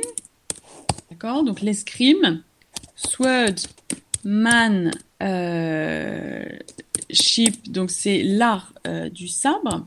As if from a manual, donc comme s'il l'avait étudié dans un livre. Donc à nouveau, on imagine que ça peut signifier, on ne sait pas trop si ça signifie d'ailleurs l'adresse ou le manque d'adresse, mais si vous voulez, il y a cette référence à nouveau à you kiss by the book, and Tybalt here uses his sword as if he were reading a book. Okay, so enraged, Romeo declares that his love for Juliette has made him effeminate, and that he should have fought Tybalt in Mercutio's place. You understand? So there's always, we already said this, there is always this question of honor, this question of combat, you need to combat, you need to provoke people in duels. And there is this duel of wits and these duels with swords. Okay. So, when Tybalt, still angry, storms back onto the scene, Romeo draws his sword to storm back like this, revenir en étant extrêmement énervé. So they fight, Romeo and Tybalt fight, and Romeo kills Tybalt. And at this moment, Benvolio urges Romeo to run. Why? Why does Benvolio urge Romeo to run? Because Princess Carlos prohibited fights in Verona, and he could be sentenced to death for killing Tybalt. Excellent, Thomas. Yes, and he's going to change his mind because the sentence will only be banishment. He's going to be exiled. But at the beginning, the sentence was death. It was a death sentence. Excellent. So this is why, that's the reason, that's the very reason why Benvolio urges Romeo to run. You have a group of citizens. They appear and they are outraged at the recurring street fights. So they are approaching to be outraged, like this, indigné. Okay. And Romeo is really shocked at what has happened. And this is why he's going to express this shock in a sentence that has become quite famous. Do you remember this sentence? So we said Romeo was shocked at what has happened. And he's going to cry, a very moving sentence. He's going to say, it's a reference to fate, a reference to fortune. Yes, fortune's full. Thank you, Thomas. So, of course, je suis le jouet du destin. Je suis l'idiot de la fortune. I am fortune's fault. So the prince enters at this moment. He's accompanied by many citizens, by the Montagues, by the Capulets, and Benvolio is the one who is going to explain the story to the prince. He's going to tell the prince the story of the brawl, street brawl, combat de rue, and he's going to emphasize Romeo's attempt to keep the peace. But Lady Capulet is Tybalt's what? Tybalt like this. Tybalt. Yes, thank you, Clémence. She is Tybalt's aunt. So she cries that Benvolio is lying. And he's lying to protect which family? Bill is lying to protect the Montagues. Excellent. Montague. Thank you, Ethel. Thank you, Sylvain. That's right. He's lying to protect the Montagues. So he demands Romeo's life. Princess Scarlett chooses instead to exile Romeo from Verona. An exile to exile, you can write both. And he declares that should Romeo be found, so you're there to improve your English. So you have a very good English for the majority of you and even for all of you, but you need to find some little elements where you could improve your English. So, for example, this is one element. He declares that should Romeo be found within the city, he will be killed. C'est-à-dire, si que Roméo soit trouvé dans la ville, et là, il va mourir. Should Romeo be found within the city, he will be killed. Okay? So, a little grammar point here. So, as we said, there is a sudden violence. There is a fatal violence in the first scene of Act 3. And you have a kind of build-up to the fighting. A build-up, c'est une accumulation. A build-up like this, in one word. A build-up to the fighting. So you can improve your English with vocabulary, with phrases, with expression phrases, that's an equivalent, and also with grammar points. So here, vocabulary, build-up. A build-up to the fighting. It serves as a reminder. Quelque chose qui nous fait nous souvenir. A reminder. So look at the blackboard. What I like to call the blackboard is ensaï court, and I write the words here. It serves as a reminder that for all its emphasis on love, beauty, and romance, Romeo and Juliet still takes place in a masculine world. Okay, you understand? So, for all its emphasis on love, beauty, and romance, it takes place in a masculine world in which the notions of honor, pride, and status, le statut, are prone to erupt in a fury of conflict. Prone, can you give me an equivalent? Can you write an equivalent of prone? Are prone to erupt. Could be in English or in French. Yes, prone, susceptible de, propice, excellent. Likely to erupt in a fury of conflict. So the viciousness, the dangers of a play's social environment represent a lot of dramatic tools, okay? Viciousness, le caractère vicieux. They represent dramatic tools that Shakespeare employs to make the lovers' romance seem even more precious and fragile. You understand?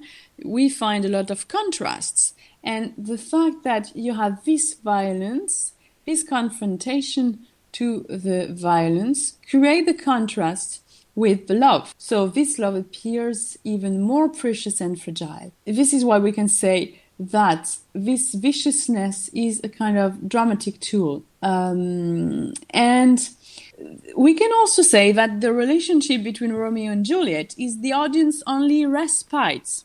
Respite, you can write it this way. What does it mean? The only respite. Can you write the meaning in French? Thank you, Clémence. Répit. Excellent, that's it. So pay attention to the pronunciation. The other way to improve your English is to focus on the pronunciation. Respite. Okay? We focus on some difficult words. For example, flood, inondation, ou bien flux, ou bien determine. Je vous donne des exemples comme ça où on entend souvent des fautes. Determine, ou bien tomb, la tombe, ou bien blood, évidemment, ou bien womb. Donc tout ça, ce sont des mots où souvent les prononciations sont mal faites. Okay, so here, that's the only respite from the brutal world pressing against their love. And the fight between Romeo and Tybalt, and then between Mercutio and Tybalt, that's the contrary, sorry. The fight between Mercutio and Tybalt, and then between Romeo and Tybalt are totally chaotic. So, you need to remember that Tybalt kills Mercutio under Romeo's arm, okay? He flees, and then suddenly and quite inexplicably, he returns to fight Romeo, who kills him in revenge. Alors, je vais vous donner un petit exercice ici, à faire par écrit. Comment vous diriez la passion l'emporte sur la raison à chaque instant? Je vous laisse quelques instants pour répondre à cela. Je répète, la passion l'emporte sur la raison à chaque instant. À vos propositions écrites. La passion l'emporte sur la raison à chaque instant. Alors, passion has the edge of a reason. C'est bien. C'est l'idée de, oui, avoir l'avantage, on peut dire comme ça. Passion triumphs over reason at each moment, très bien aussi, fonctionne. Passion prevails over reason at any moment, ça fonctionne aussi très bien. To prevail, triompher, prévaloir, parfait, very good. Alors Oscar, on va lire votre réponse. Overrides reason at each moment, oui, je vous en propose un autre. Outweighs, alors tout ce que vous m'avez dit, c'est parfait, hein.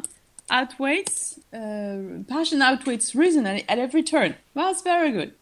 Thank you very much. So you have Romeo's cry, "Oh, I am fortune's fool," and this refers specifically to what? What does it mean? I am fortune's fool. It refers to what? So can you write your answer? The fact that since the beginning of the play he isn't the master of his destiny. Yes, that's exactly this. I am fortune's fool. And it refers also more specifically to the fact that he's really unlucky. He's not the master of his destiny. He's really unlucky. This is a negative feeling here. So we can talk about his unluckiness. It does exist. Unluckiness like this. So it refers to his unluckiness in being forced to kill his new wife's cousin and thereby getting himself banished. Thereby, can you give me an equivalent or a translation? What does it mean, thereby? Write your answers, please. Par conséquent, de ce fait, consequently, that's this. Thank you very much. So it means donc, voilà, hein, vous avez compris, tout simplement, thereby. Donc essayez de varier les approches. Vous pouvez dire so, consequently, thereby. Thereby getting himself banished. And this sentence, this phrase, I am fortune's fool, recalls the sense of fate that hangs over the play. To hang over, vous avez compris, qui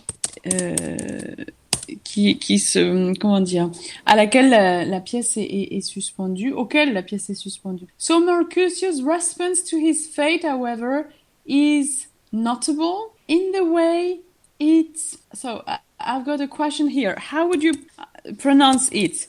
If you think, can you write like this or this? How do we pronounce this? You, Thomas, diverge, that's this. So, you understand, we said that Mercutio's response to his fate diverged from Romeo's response. What's the difference between response and answer? The difference, please. Can you write the difference? Answer implies a question. Excellent. Yes. Response, voilà, c'est plus réaction. Ça peut être réponse, mais c'est plus réaction. Exactement. So Romeo's response to this is different. Mercutio's response to this is different. It diverges from Romeo's response.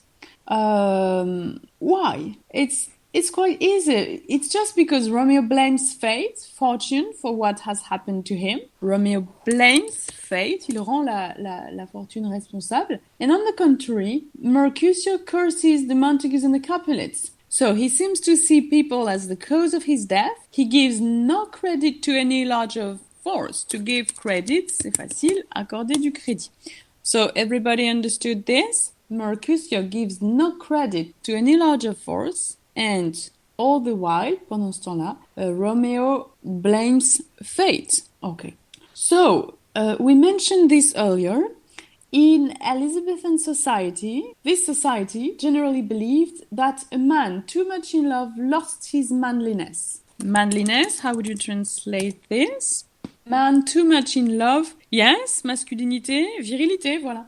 A man too much in love, according to the Elizabethan society, lost his manliness. So, we can perhaps say, thank you for your answers, we can perhaps say that Romeo clearly subscribes to that belief. Subscribes like this, okay? Subscribes. Donc comment dire? Il défend cette croyance. As can be seen when he states that his love for Juliette has made him effeminate. He's the one who says that he's effeminate. And once again, this statement can be seen as a battle between perhaps the private world of love and the public world of honor, the public world of duty, the public world of friendship. So, let's focus on this. The Romeo who duels with Tybalt, to duel, a duel, to duel. The Romeo who duels with Tybalt is the Romeo Mercutio would call the true Romeo, okay?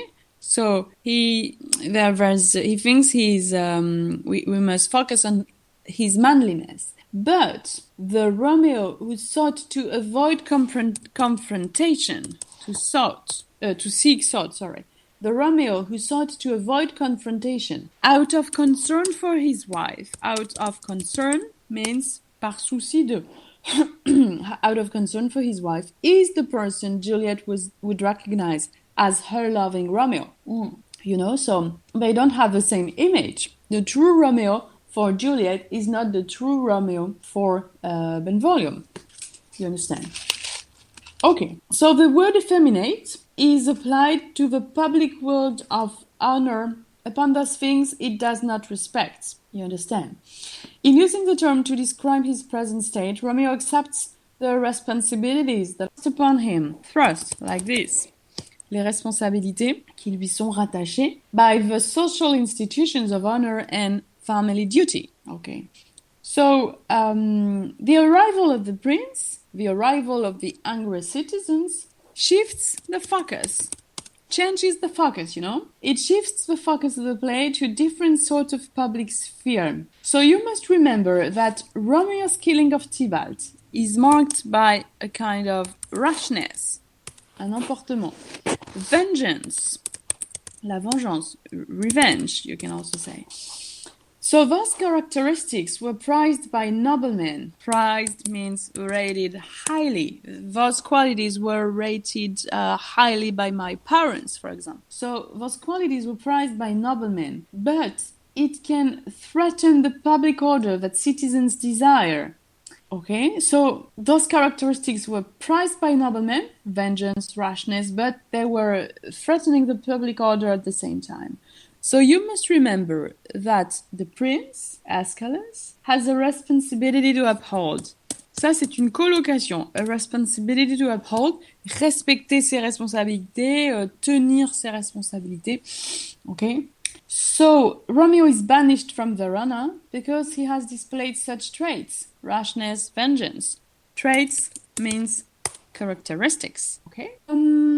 He's banished for Verona. The sentence is not death, but banishment. You can remember also that earlier the prince acted to repress the hatred of the Montagues and the Capulets, in order, of course, to preserve public peace. And now he's still acting to avert outbreaks of violence.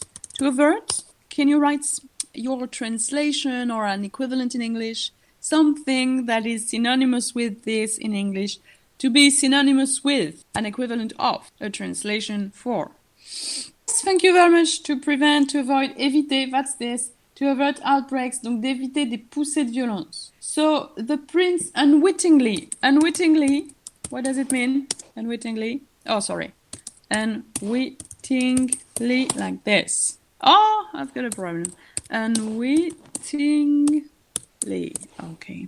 What does it mean? In French. This is translation in French. Volontairement. That's it, Ethel. Thank you very much.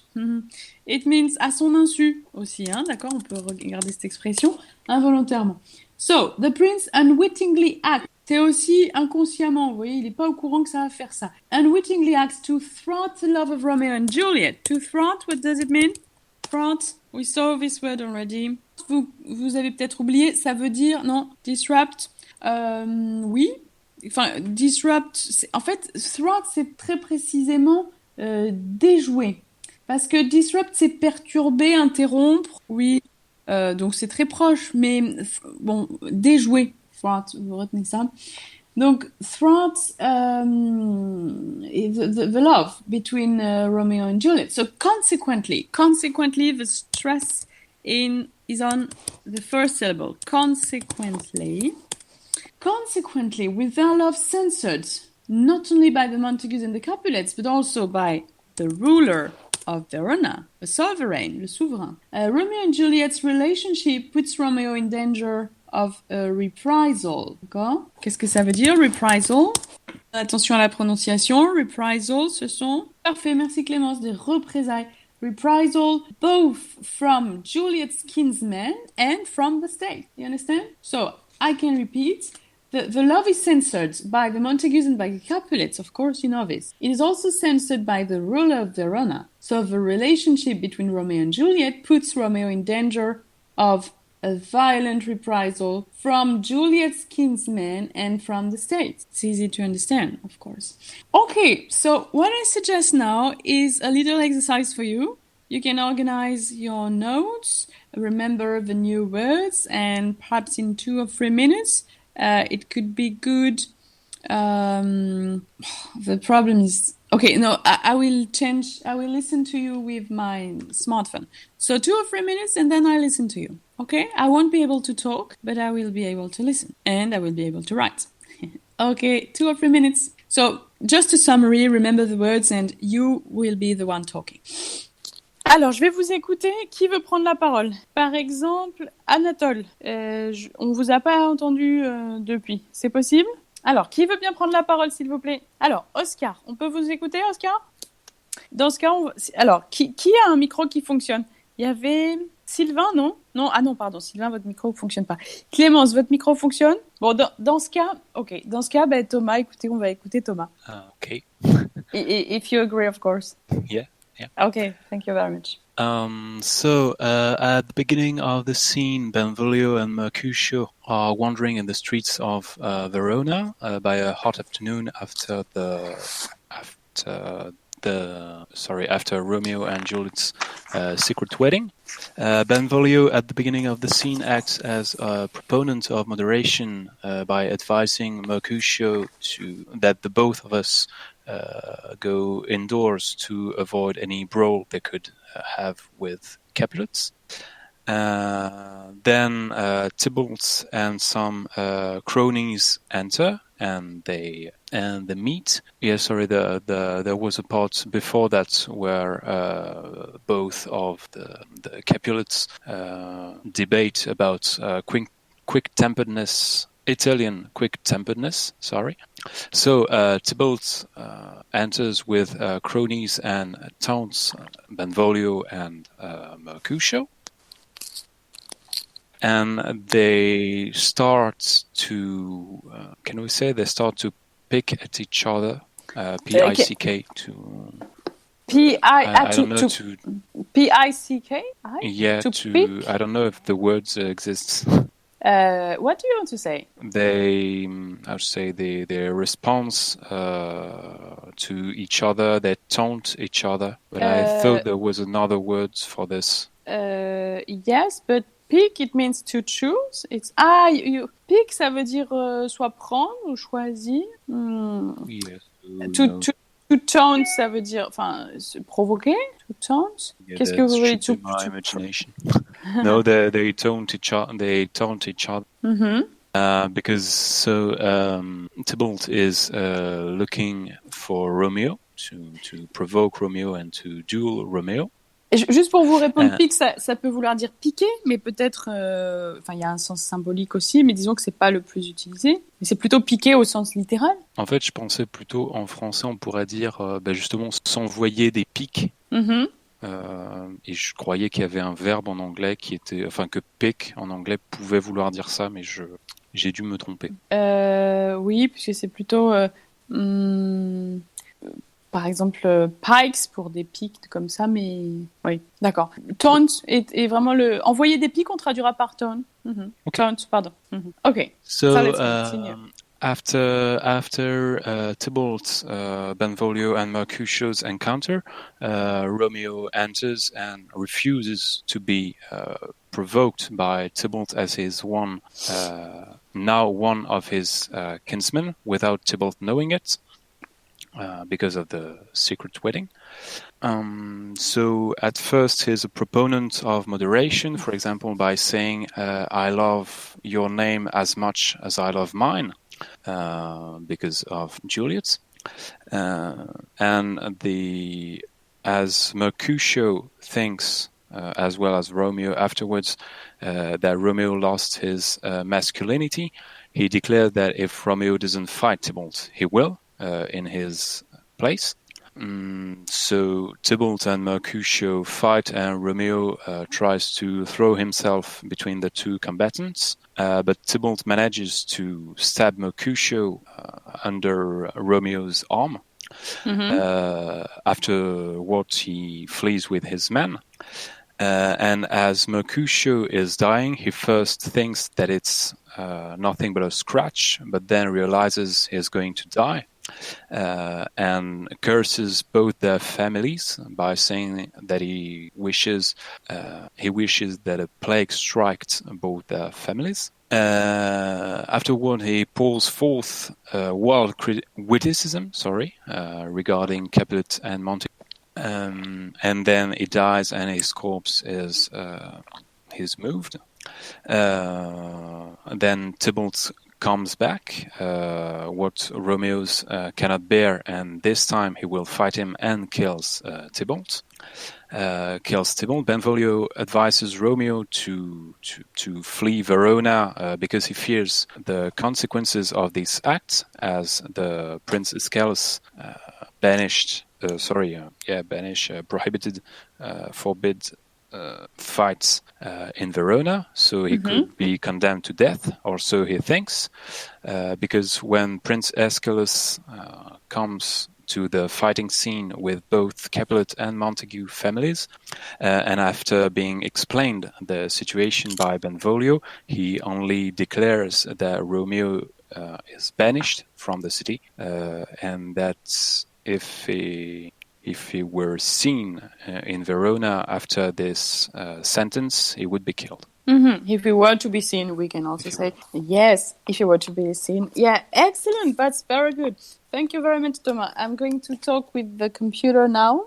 Thank you. Okay, so thank you very much, Thomas. Thank you for what you said. It was very good. So you remember the vocabulary, the cronies, for example. It was perhaps a new word for you today. So we are now going to read Act 3, Scene 1. Okay. And at some moments, I will make some commentaries. Okay, so is the sound quality good for you, for everybody? Can you just tell me if it's okay? Okay, thank you. Act 3, Scene 1. I pray thee, good Mercutio, let's retire. What does it mean to retire? What are the two different meanings? To retire, to leave, to go away, yes. Retirees, retirement. The age of retirement. Voilà, prendre sa retraite, exactement. Soit ça signifie aussi aller se coucher. Aller se coucher, prendre sa retraite, partir. Okay, that's good. So Benvolio talks. Let's retire. The day is hot. The Capulets abroad. So the day is hot, we said. It's also a reference to the fact that they are hot-headed, quick-tempered. The day is hot. The Capulets abroad. And if we meet, we shall not escape a brawl. For now, these hot days is the mad blood steering. What does it mean to steer? Can you give me an equivalent in English, a synonymous with steer? Maneuver. Yes, to move. To steer, to move. To move. Okay. Maneuver. Maneuver, yes. Maneuver, c'est... Non, justement, c'est pour ça que je réfléchissais, mais voilà, c'est ça. Parce que du coup, steer, c'est juste remuer, en fait. Voilà, bouillonner, exactement. Maneuver, c'est pas exactement ça. Mercutio, thou art like one of those fellows that, when he enters the confines of a tavern, clasps me his sword upon the table and says, God send me no need of thee. And by the operation of a second cup, draws it on the drawer, when indeed there is no need. Okay, the drawer, the bartender. What is a bartender? Bartender. What does it mean? In French, please? Yes, thank you. The barman, the bartender. Benvolio. Am I like such a fellow? Mercutio. Come, thou art as hot a jack in thy mood as any in Italy, and as soon moved to be moody, and as soon moody to be moved. So it's an interesting sentence. We are going to focus on this. As soon. Can you explain, please? As soon moved to be moody. As soon moody to be moved. So, can you explain, please? Okay, so when he fights, he wants more, and when he wants to fight, he fights. Yes, so let's focus first. We are going to use what you said, but let's focus first on the fact that it is a figure of speech, which is called, how is it called? Do you know the English for this? Actually, it is called a chiasmus. Chiasmus. So I want you to pronounce it correctly. Chiasmus and chiasm. And it means when someone does the smallest thing to make you angry, you get angry. Okay? So as soon moved to be moody. Moody means angry in a way. Okay? The translation for moody could be lunatique. Mais ici, c'est l'idée d'humeur changeante, donc forcément en colère. And as soon moody to be moved. So when you're in the mood to get angry, then you will find something to get angry about. Moody to be moved. Donc quand quelqu'un te dérange, bah tu finis par changer d'humeur. Et quand tu as changé d'humeur, tu fais en sorte que quelqu'un te dérange. So here the idea is the idea of a false pretext. Un faux prétexte. Okay? Like this. Donc tout le monde a compris? Dès que quelqu'un te remue jusqu'à ce que tu changes d'humeur, alors dès que tu as changé d'humeur, tu fais en sorte d'être remué, c'est-à-dire tu crées des occasions de finalement t'emporter. Benvolio, and what two? Mercutio, nay, and there were two such we should have known shortly. For one would kill the other. Though why thou wilt quarrel with the man that have a hair more or a hair less in his bed than thou hast. Thou wilt quarrel with the man for cracking nuts, having no other reason but because thou hast out such a quarrel.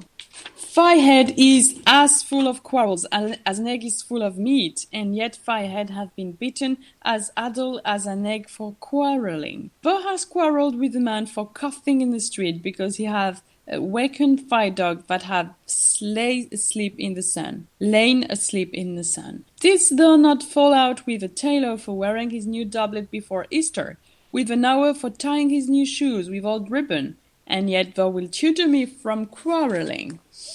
Okay, so it's quite funny here. Mercutio talks about Benvolio, and it says he looks for any occasion to fight, to quarrel. So imagine your eyes, he has the hazel eyes. It means the color of hazelnuts. Il a des yeux noisettes. Si quelqu'un est en train d'écraser des noisettes, alors tu vas trouver une occasion de te battre. So a lot of things like that. A hair more, a hair less in his bird, things like that. Un tailleur qui a mis un veston avant la saison, le fait que sur des chaussures, les lacets soient lacés avec du vieux ruban, des choses comme ça. So a lot of different pretexts. Benvolio, and I were so apt to quarrel as thou art, any man should buy the fee simple of my life for an hour and a quarter. Alors, juste avant, vous avez vu que Mercutio ne voulait pas recevoir de leçons. Tu ne vas pas me parler de modération, restraint, tutor me from quarreling. Donc, c'est cette idée-là, d'accord? Benvolio, Mercutio, the fee simple? Oh, simple. Benvolio, by my head, here comes the Capulets. Mercutio, by my heel, I care not. And Tybalt appears. Tybalt, follow me close, for I will speak to them. Gentlemen, good evening. A word with one of you. Mercutio, and but one word with one of us. Couple it with something. Make it a word and a blow. So we talked about those combats with wits and this combat with swords. A duel and a word. Tybalt, you shall find me apt enough to that, sir, and you will give me occasion. So, alors là, je fais une petite précision, on tend la voyelle. On dit pas occasion, but occasion, comme Kate. Kat, la voyelle n'est pas tendue. Kate, la voyelle est tendue. Mercutio, could you not take some occasion without giving? Tybalt, Mercutio, the concerts with Romeo. Concert, it means to hang out, traîner. What? Dost thou make us minstrels? What is a minstrel in French? Ménestrel, which means musicien, voilà, un troubadour, excellent. Thou make minstrels of us, look to hear nothing but discords. Here's my fiddlestick. What is a fiddlestick, please? Ah, there's a pun here. It's quite funny. What is a fiddlestick? Une brindille, fiddlestick, c'est plutôt... Ça a deux sens, en fait. C'est déjà... Oui, enfin, c'est proche du mot brindille, mais en fait, ça veut dire archer. Un archer, Et ça peut vouloir dire aussi des balivernes, des bagatelles, enfin des choses de peu d'importance en fait. Balivernes en fait. D'accord? So, fiddlestick. Here is your fiddlestick. And of course, they are talking about, in the scene, they are talking about the swords. Ah, sorry, Clémence. Yeah. Okay. Here's my fiddlestick. Here's that shall make you dance. Dance. Concert. Concert means hang out. Band volume. We talk here in the public haunt of men. It means a public place. Either withdraw unto some private place and reason coldly of your grievances. What is a grievance, please? A grievance, une réclamation, c'est un sens un peu différent. Essayez de trouver encore plus proche. Vous n'êtes pas du tout à côté, hein, mais une réclamation, oui, mais dans le sens doléance, voilà. C'est dans le sens, si vous voulez, d'un reproche, quoi, hein, d'accord? C'est un grief, en fait. Un grief, lorsqu'on vous en voulait à quelqu'un, quoi. So, pay attention. Griefs, en anglais, ça veut dire le chagrin. Grief. Et grievance, ça veut dire justement grief. Voilà. So, grievances. Or else depart, or else go away. Here all eyes gaze on us. Mercutio. Men's eyes were made to look and let them gaze. I will not budge for my man's pleasure. To budge, what does it mean? To budge means B-U-D, budge, B-U-D-G-E. It means budge like this. Ça veut dire bouger, to budge. Okay. Tybalt, well, peace be with you, sir. Here comes my man. What can we say of this sentence? Tybalt is saying, peace be with you. What can we say? Peace be with you. A Christian salutation. Yeah, this? A Christian greeting. Salutation, c'est greetings. For students who are writing. What did you write? Remember what he said before. I hate the word peace as I hate hell. You know, we must remember this. So, if we remember this sentence, how should we understand what he says now? Can you write your answers? He was the one saying, I hate the word peace as I hate hell. And now he says, sir, here comes my man. He wants to fight Romeo, not Mercutio. Yes, perhaps we can say this. Yes, that's it. But it's also, he's hypocritical, you know? He's double-faced, he's insincere, he's not genuine, he doesn't like peace at all. So we can also say he's phony. There's so many words to say this. Phony, disingenuous, like this, okay? He is two-faced, he's hypocritical, like this. Okay. So, Mercutio, but I will be hanged, sir, if you wear your livery. Marry, go before to field, he'll be your follower. Your worship in that sense may call him man. Tybalt, Romeo, the love I bear thee can afford no better term than this. Thou art a villain. What is the definition of villain, please? What does it mean, a villain? Un scélérat, thank you very much. It means un scélérat, thou art a villain. Tybalt, the reason, so Romeo is talking. The reason that I have to love thee doth much excuse the pertaining rage to such a greeting. Salutation, greeting. Villain am I known, therefore very well. I see thou knowest me not. Tybalt, boy, this shall not excuse the injuries that thou hast done me. Therefore turn and draw. Okay, the injuries, the harm. Romeo, I do protest I never enjoyed thee, but love thee better than thou canst devise. To devise, concevoir, till thou shalt know the reason of my love. And so, good Capulet, which name I tender as dearly as my own, be satisfied. Mercutio, O can dishonourable, vile submission, alas, Toccata carries it away. Tybalt, you rat-catcher, will you talk? Rat-catcher, celui qui attrape des rats. Tybalt, what wouldst thou have with me? Mercutio, good king of cats, nothing but one of your 9 lives, that I mean to make bold withal, and, as you shall use me hereafter, dry beat the rest of the 8. Will you pluck your sword out of his pilcher by these? Make haste, lest mine be about your ears ere it be out. Lest, ça veut dire de peur que. Tybalt is the king of cats. Can we talk about this, please? Who was the prince of cats? It was also a character. Yes, a medieval fantasy figure. Yes, we can say in medieval lore. We can talk about the medieval lore. C'est-à-dire la. How would you translate lore? Don't. mix it with it's not the same as lore. Yes, folklore. Lore means the traditions. So it was a figure in medieval lore, and he was supposed to have 9 lives in medieval lore, in medieval literature. Lure, what does it mean, lure? En fait, lure, c'est le leurre. On avait déjà parlé de Roméo et Juliette. They were lured by... Voilà, attiré. C'est pas forcément... Ça peut être le leurre ou ça peut être aussi l'idée d'attirance toute simple. They were lured by each other's good looks. Okay, very good. Thank you very much. So, Tybalt, I am for you. Romeo, gentle Mercutio, put thy rapier up. Rapier, la rapière, effectivement, c'est l'épée. Mercutio, come, sir, your passado. So, all those newfangled expressions that were mentioned earlier reappear here. Passado, etc., etc.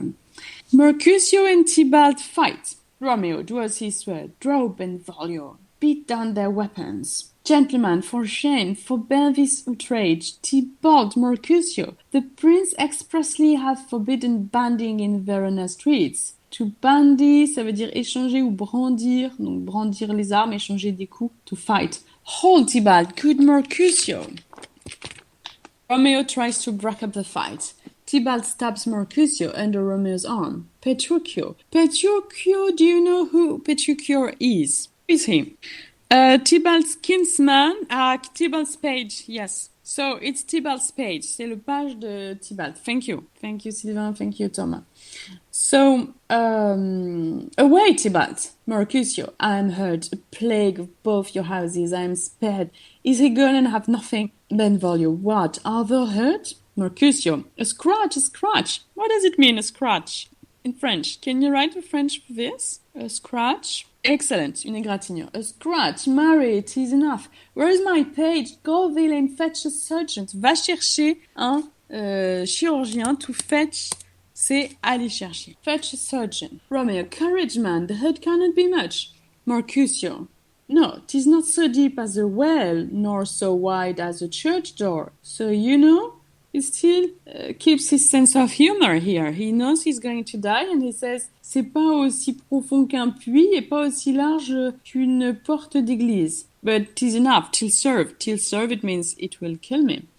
Ask for me tomorrow and you shall find me a grave man. So it's quite moving because it's his last moments and he's still having, as we said, a great sense of humor. I am peppered, I warrant, je garantis. Okay, I'm peppered, I'm done for this world, je suis foutu for this world. A plague on both your houses. Zounds, a dog, a rat, a mouse, a cat to scratch a man to death. A braggart, so a cat, a reference to the Prince of Cats, reference that he's kind of predatory, and that he's, we can also say that the fact that he's always referred to with the word a cat is also a reference to the fact that he's life. What does it mean to be life? You write your translation, please.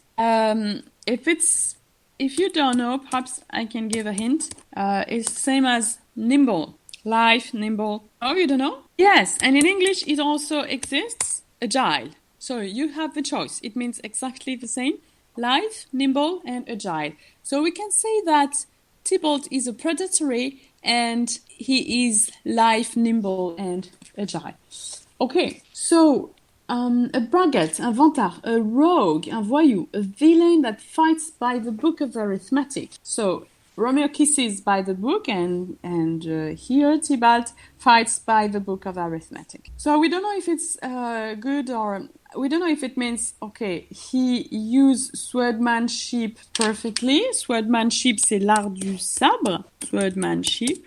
Or it's just something rigid. We don't know if it means an art or something rigid here by the book. What the devil came you between us? I was hurt under your arm. So Mercutio is full of reproaches for Romeo. So it's a very difficult situation because he's dying and he was Romeo's best friend and he has a lot of reproaches for Romeo, who was full of good intentions. Romeo, I fought all for the best. So this is what he expresses here. Help me into some house, Benvolio, or I shall faint. A plague on both your houses. They have made worms meat of me. I have it, and soundly to your houses. Romeo, this gentleman, the prince is near a lie. My very friend hath got his mortal hurt. So Romeo understands it's not just a scratch. In my behalf, my reputation stands. A été entaché with Tybalt's slender. Tybalt, that an hour hath been my kinsman. O sweet Juliette, thy beauty hath made me effeminate, and in my temper softened veiled steel. Effeminate, Benvolio. O Romeo, Romeo, brave Mercutio is dead. That gallant spirit have espied the clouds, which too untimely here did scorn the earth. Untimely, c'est le contraire du moment opportun. D'accord? To appear right at the nick of time, arriver pile au bon moment, là c'est le contraire, untimely. Romeo, this day's black fate on more days doth depend, but this but begins the woe, others must end. Woe, what does it mean, please? That's the last feeling expressed in Romeo and Juliet, for never was a story so full of woe than that of Juliet and her Romeo. What does it mean? Woe. Malheur. Excellent. Thank you, Ethel. It means malheur, chagrin. Excellent. Infortune. Oui, c'est le chagrin. Woe. Tybalt. Benvolio. Here comes the furious Tybalt back again. So, as Thomas expressed earlier, Tybalt comes back again. And we don't really understand why, actually. Romeo. Alive in triumph and Mercutio slain. Slain? What does it mean? To be slain? Slain? No, it doesn't mean that, no. Yes, Oscar, thank you, tuer, to slay. And then, they have been slain, d'accord? Les enfants ont été abattus, les gens ont été tués, slain, c'est le participe passé. Okay, so Tybalt, Mercutio slain, away to heaven respective lenity, and fire-eyed fury be my conduct now. Now, Tybalt, take the villain back again. That laid against me for Mercutio's soul is but a little way above our heads, staying for thine to keep him company. Either thou or I or both must go with him. Thou wretched boy. What does it mean, wretched boy? Misérable garçon, wretched boy. Thou, wretched boy, that didst consult him here, shalt with him hence. This shall determine that. Romeo, away, be gone. The citizens are up, and Tybalt slain. Stand not amazed. The prince will doom thee death if thou art taken. Hence, be gone away. Woe, I am fortune's fool. So, you remember what we said? The fact that Romeo blames fortune, and on the contrary, Mercutio blamed the two families. Why dost thou stay, citizens of the watch? Which way ran he that killed Mercutio? Tybalt, that murderer, which way ran he? They represent order. The citizens of the watch represent law. Benvolio. There lies that Tybalt, citizen of the watch. Up, sir, go with me. I charge thee in the prince's name. Obey. They are the vile beginners of this fray. A fray, what does it mean, please? A fray. Can you write the definition of fray? Yes, a combat, a battle. O noble prince, I can discover all the unlucky manage of this fatal brawl. There lies the man slain by young Romeo, killed, slain, that slew thy kinsman, brave Mercutio. Tybalt, my cousin, O my brother's child, O prince, a cousin husband, oh, the blood is spilled of my dear kinsman, prince, as thou art true. For blood of ours shed blood of Montague, our cousin. Benvolio, who began this bloody fray? Benvolio, Tybalt here slain, whom Romeo's hand did slay. Romeo, that spoke him fair, bade him bethink how nice the quarrel was, and urged withal your high displeasure. All this uttered with gentle breath, calm look, knees humbly bowed, could not take truce with the unruly spleen of Tybalt deaf to peace, but that he tilts with piercing steel at bold Mercutio's breast, who, all as hot, turns deadly point to point, and with a martial scorn, with one hand beats cold death aside, and with the other sends it back to Tybalt, whose dexterity retorts it. Romeo, he cries aloud, hold, friends part, and swifter than his tongue, his agile arm beats down their fatal points, and twigs them rushes underneath whose arm as an envious thrust. C'est le fait d'enfoncer thrust. From Tybalt hit the life of staunch Mercutio, and then Tybalt fled. But by and by comes back to Romeo, who had but newly entertained revenge, and to they go like lightning, for I could draw to part them was thought Tybalt slain. And as he fell, did Romeo turn and fly?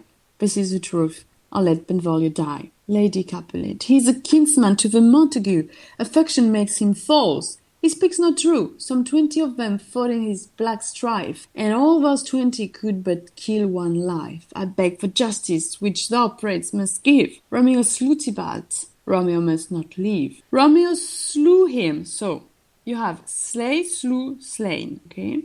Romeo slew him. He slew Mercutio. Who now the price of his dear blood doth owe? Montague. Not Romeo, prince. He was Mercutio's friend. His fault concludes, but what the law should end, the life of Tybalt, prince. And for that offence immediately we do exile him hence. I have an interest in your heart's proceeding. Mercutio was Prince Escalus' relative. So, my blood for your rude brows doth lie a-bleeding, but I will immerse you with so strong a fine, that you shall all repent the loss of mine. So this is why he says the loss of mine. He was a relative. I will be deaf to pleading and excuses, nor tears nor prayers shall purchase out abuses. Therefore he is known. Let Romeo hence in haste, else, when he's found, that hour is his last. Bear hence this body and attend our will. Mercy but murders, pardoning those that kill. Okay, so as you see, it's a very long scene, Act 3, Scene 1, and it's full of violence, it's as we said, and also some little moments of humor. For example, when Mercutio says, if there were two men like you, pretty soon there would be none. So he has a great sense of humor here. And even when he dies, just before dying. So, at the very beginning of the scene, you'll fight with a man who's cracking nuts just because you have hazelnut-colored eyes. This is what Benvolio says to his friend. Your head is as full of fights as an egg is full of yolk. Egg yolk, what does it mean? Egg yolk? Egg yolk means, excellent, le jaune d'œuf. Your head has been beaten like scrambled eggs. Scrambled eggs. Alors, il continue la métaphore avec des œufs brouillés. So, Tybalt arrives, one word and a blow, un mot et un coup. And Mercutio is going to say, can't you find a reason without my giving you one? Sans que moi je t'en donne une, without my giving you one. Sorry. Alors, vous retenez bien ça, giving you one. So, Tybalt here mentions the fiddlestick, donc l'archet du violon. On a aussi dit que ça voulait dire baliverne. And then Tybalt insults Romeo. You're a villain. And Romeo answers, I have a reason to love you. So Tybalt provokes him. He wants to fight with him. And Romeo answers, I love you more than you understand. It is a name I love like my own name. So Tybalt can't understand. And of course, Romeo is a proponent of peace.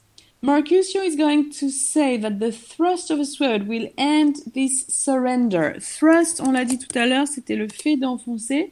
Comment vous traduiriez surrender? Like this. Surrender. Oui, exactement. Merci Anatole, le fait de se rendre. So Tybalt provokes Romeo, but Romeo doesn't want to fight with him. Mercutio wants to fight. And Mercutio calls Tybalt a rat catcher.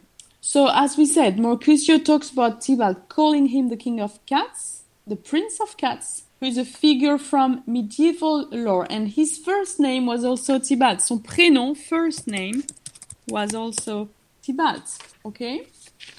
So, remember this, sorry. I'm just looking for something here. Yes. So, Tybalt is the son of Lady Capulet's brother, and he's Juliette's short-tempered cousin. He's short-tempered. We can talk about his short-temperedness, okay? Sa susceptibilité. He shares the same name as the character Tybalt, the Prince of Cat, in a book called in Reynard the Fox.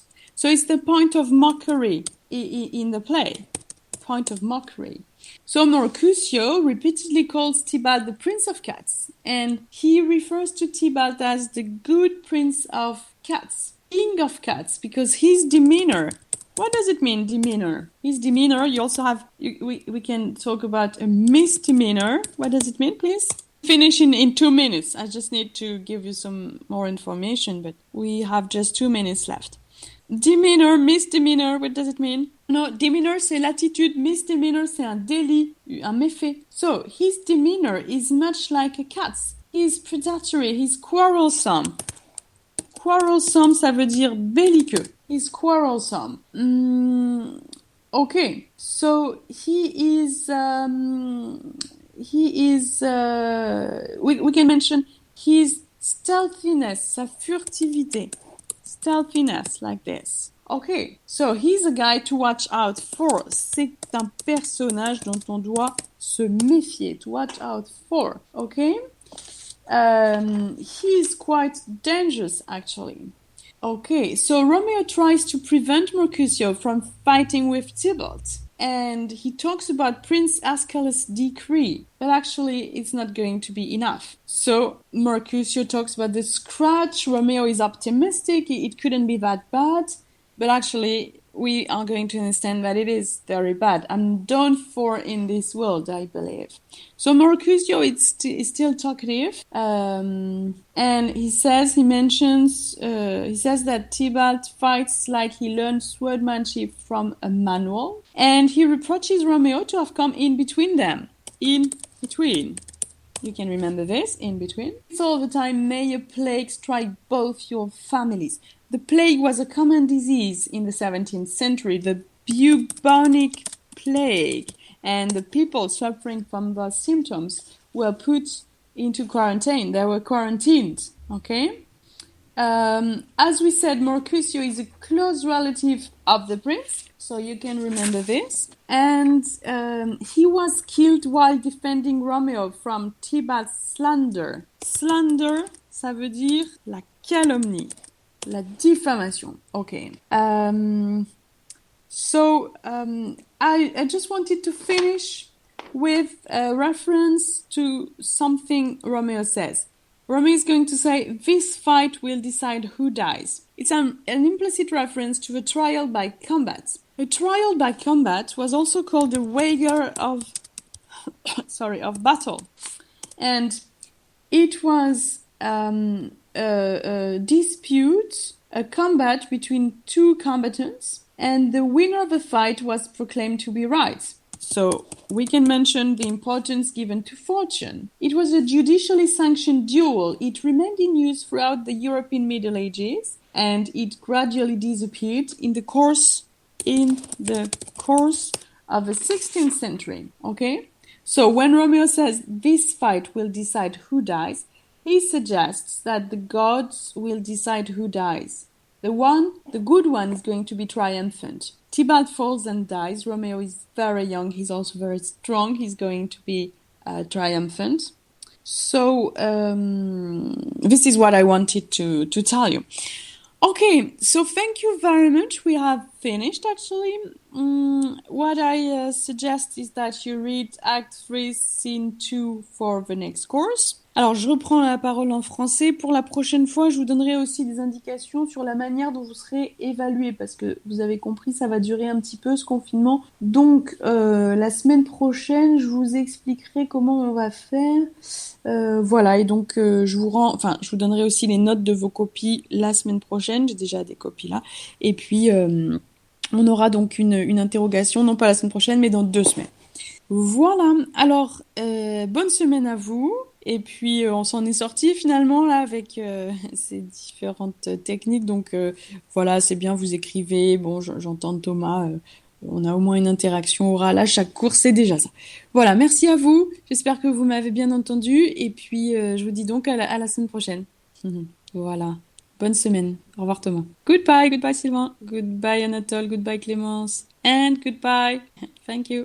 Bye. Thank you. Bye. Thank you. Bye. Thank you. Bye. Thank you. Bye. Thank you. Bye. Thank you. Bye. Thank you. Bye. Thank you. Bye. Thank you. Bye. Thank you. Bye. Thank you. Bye. Thank you. Bye. Thank you. Bye. Thank you.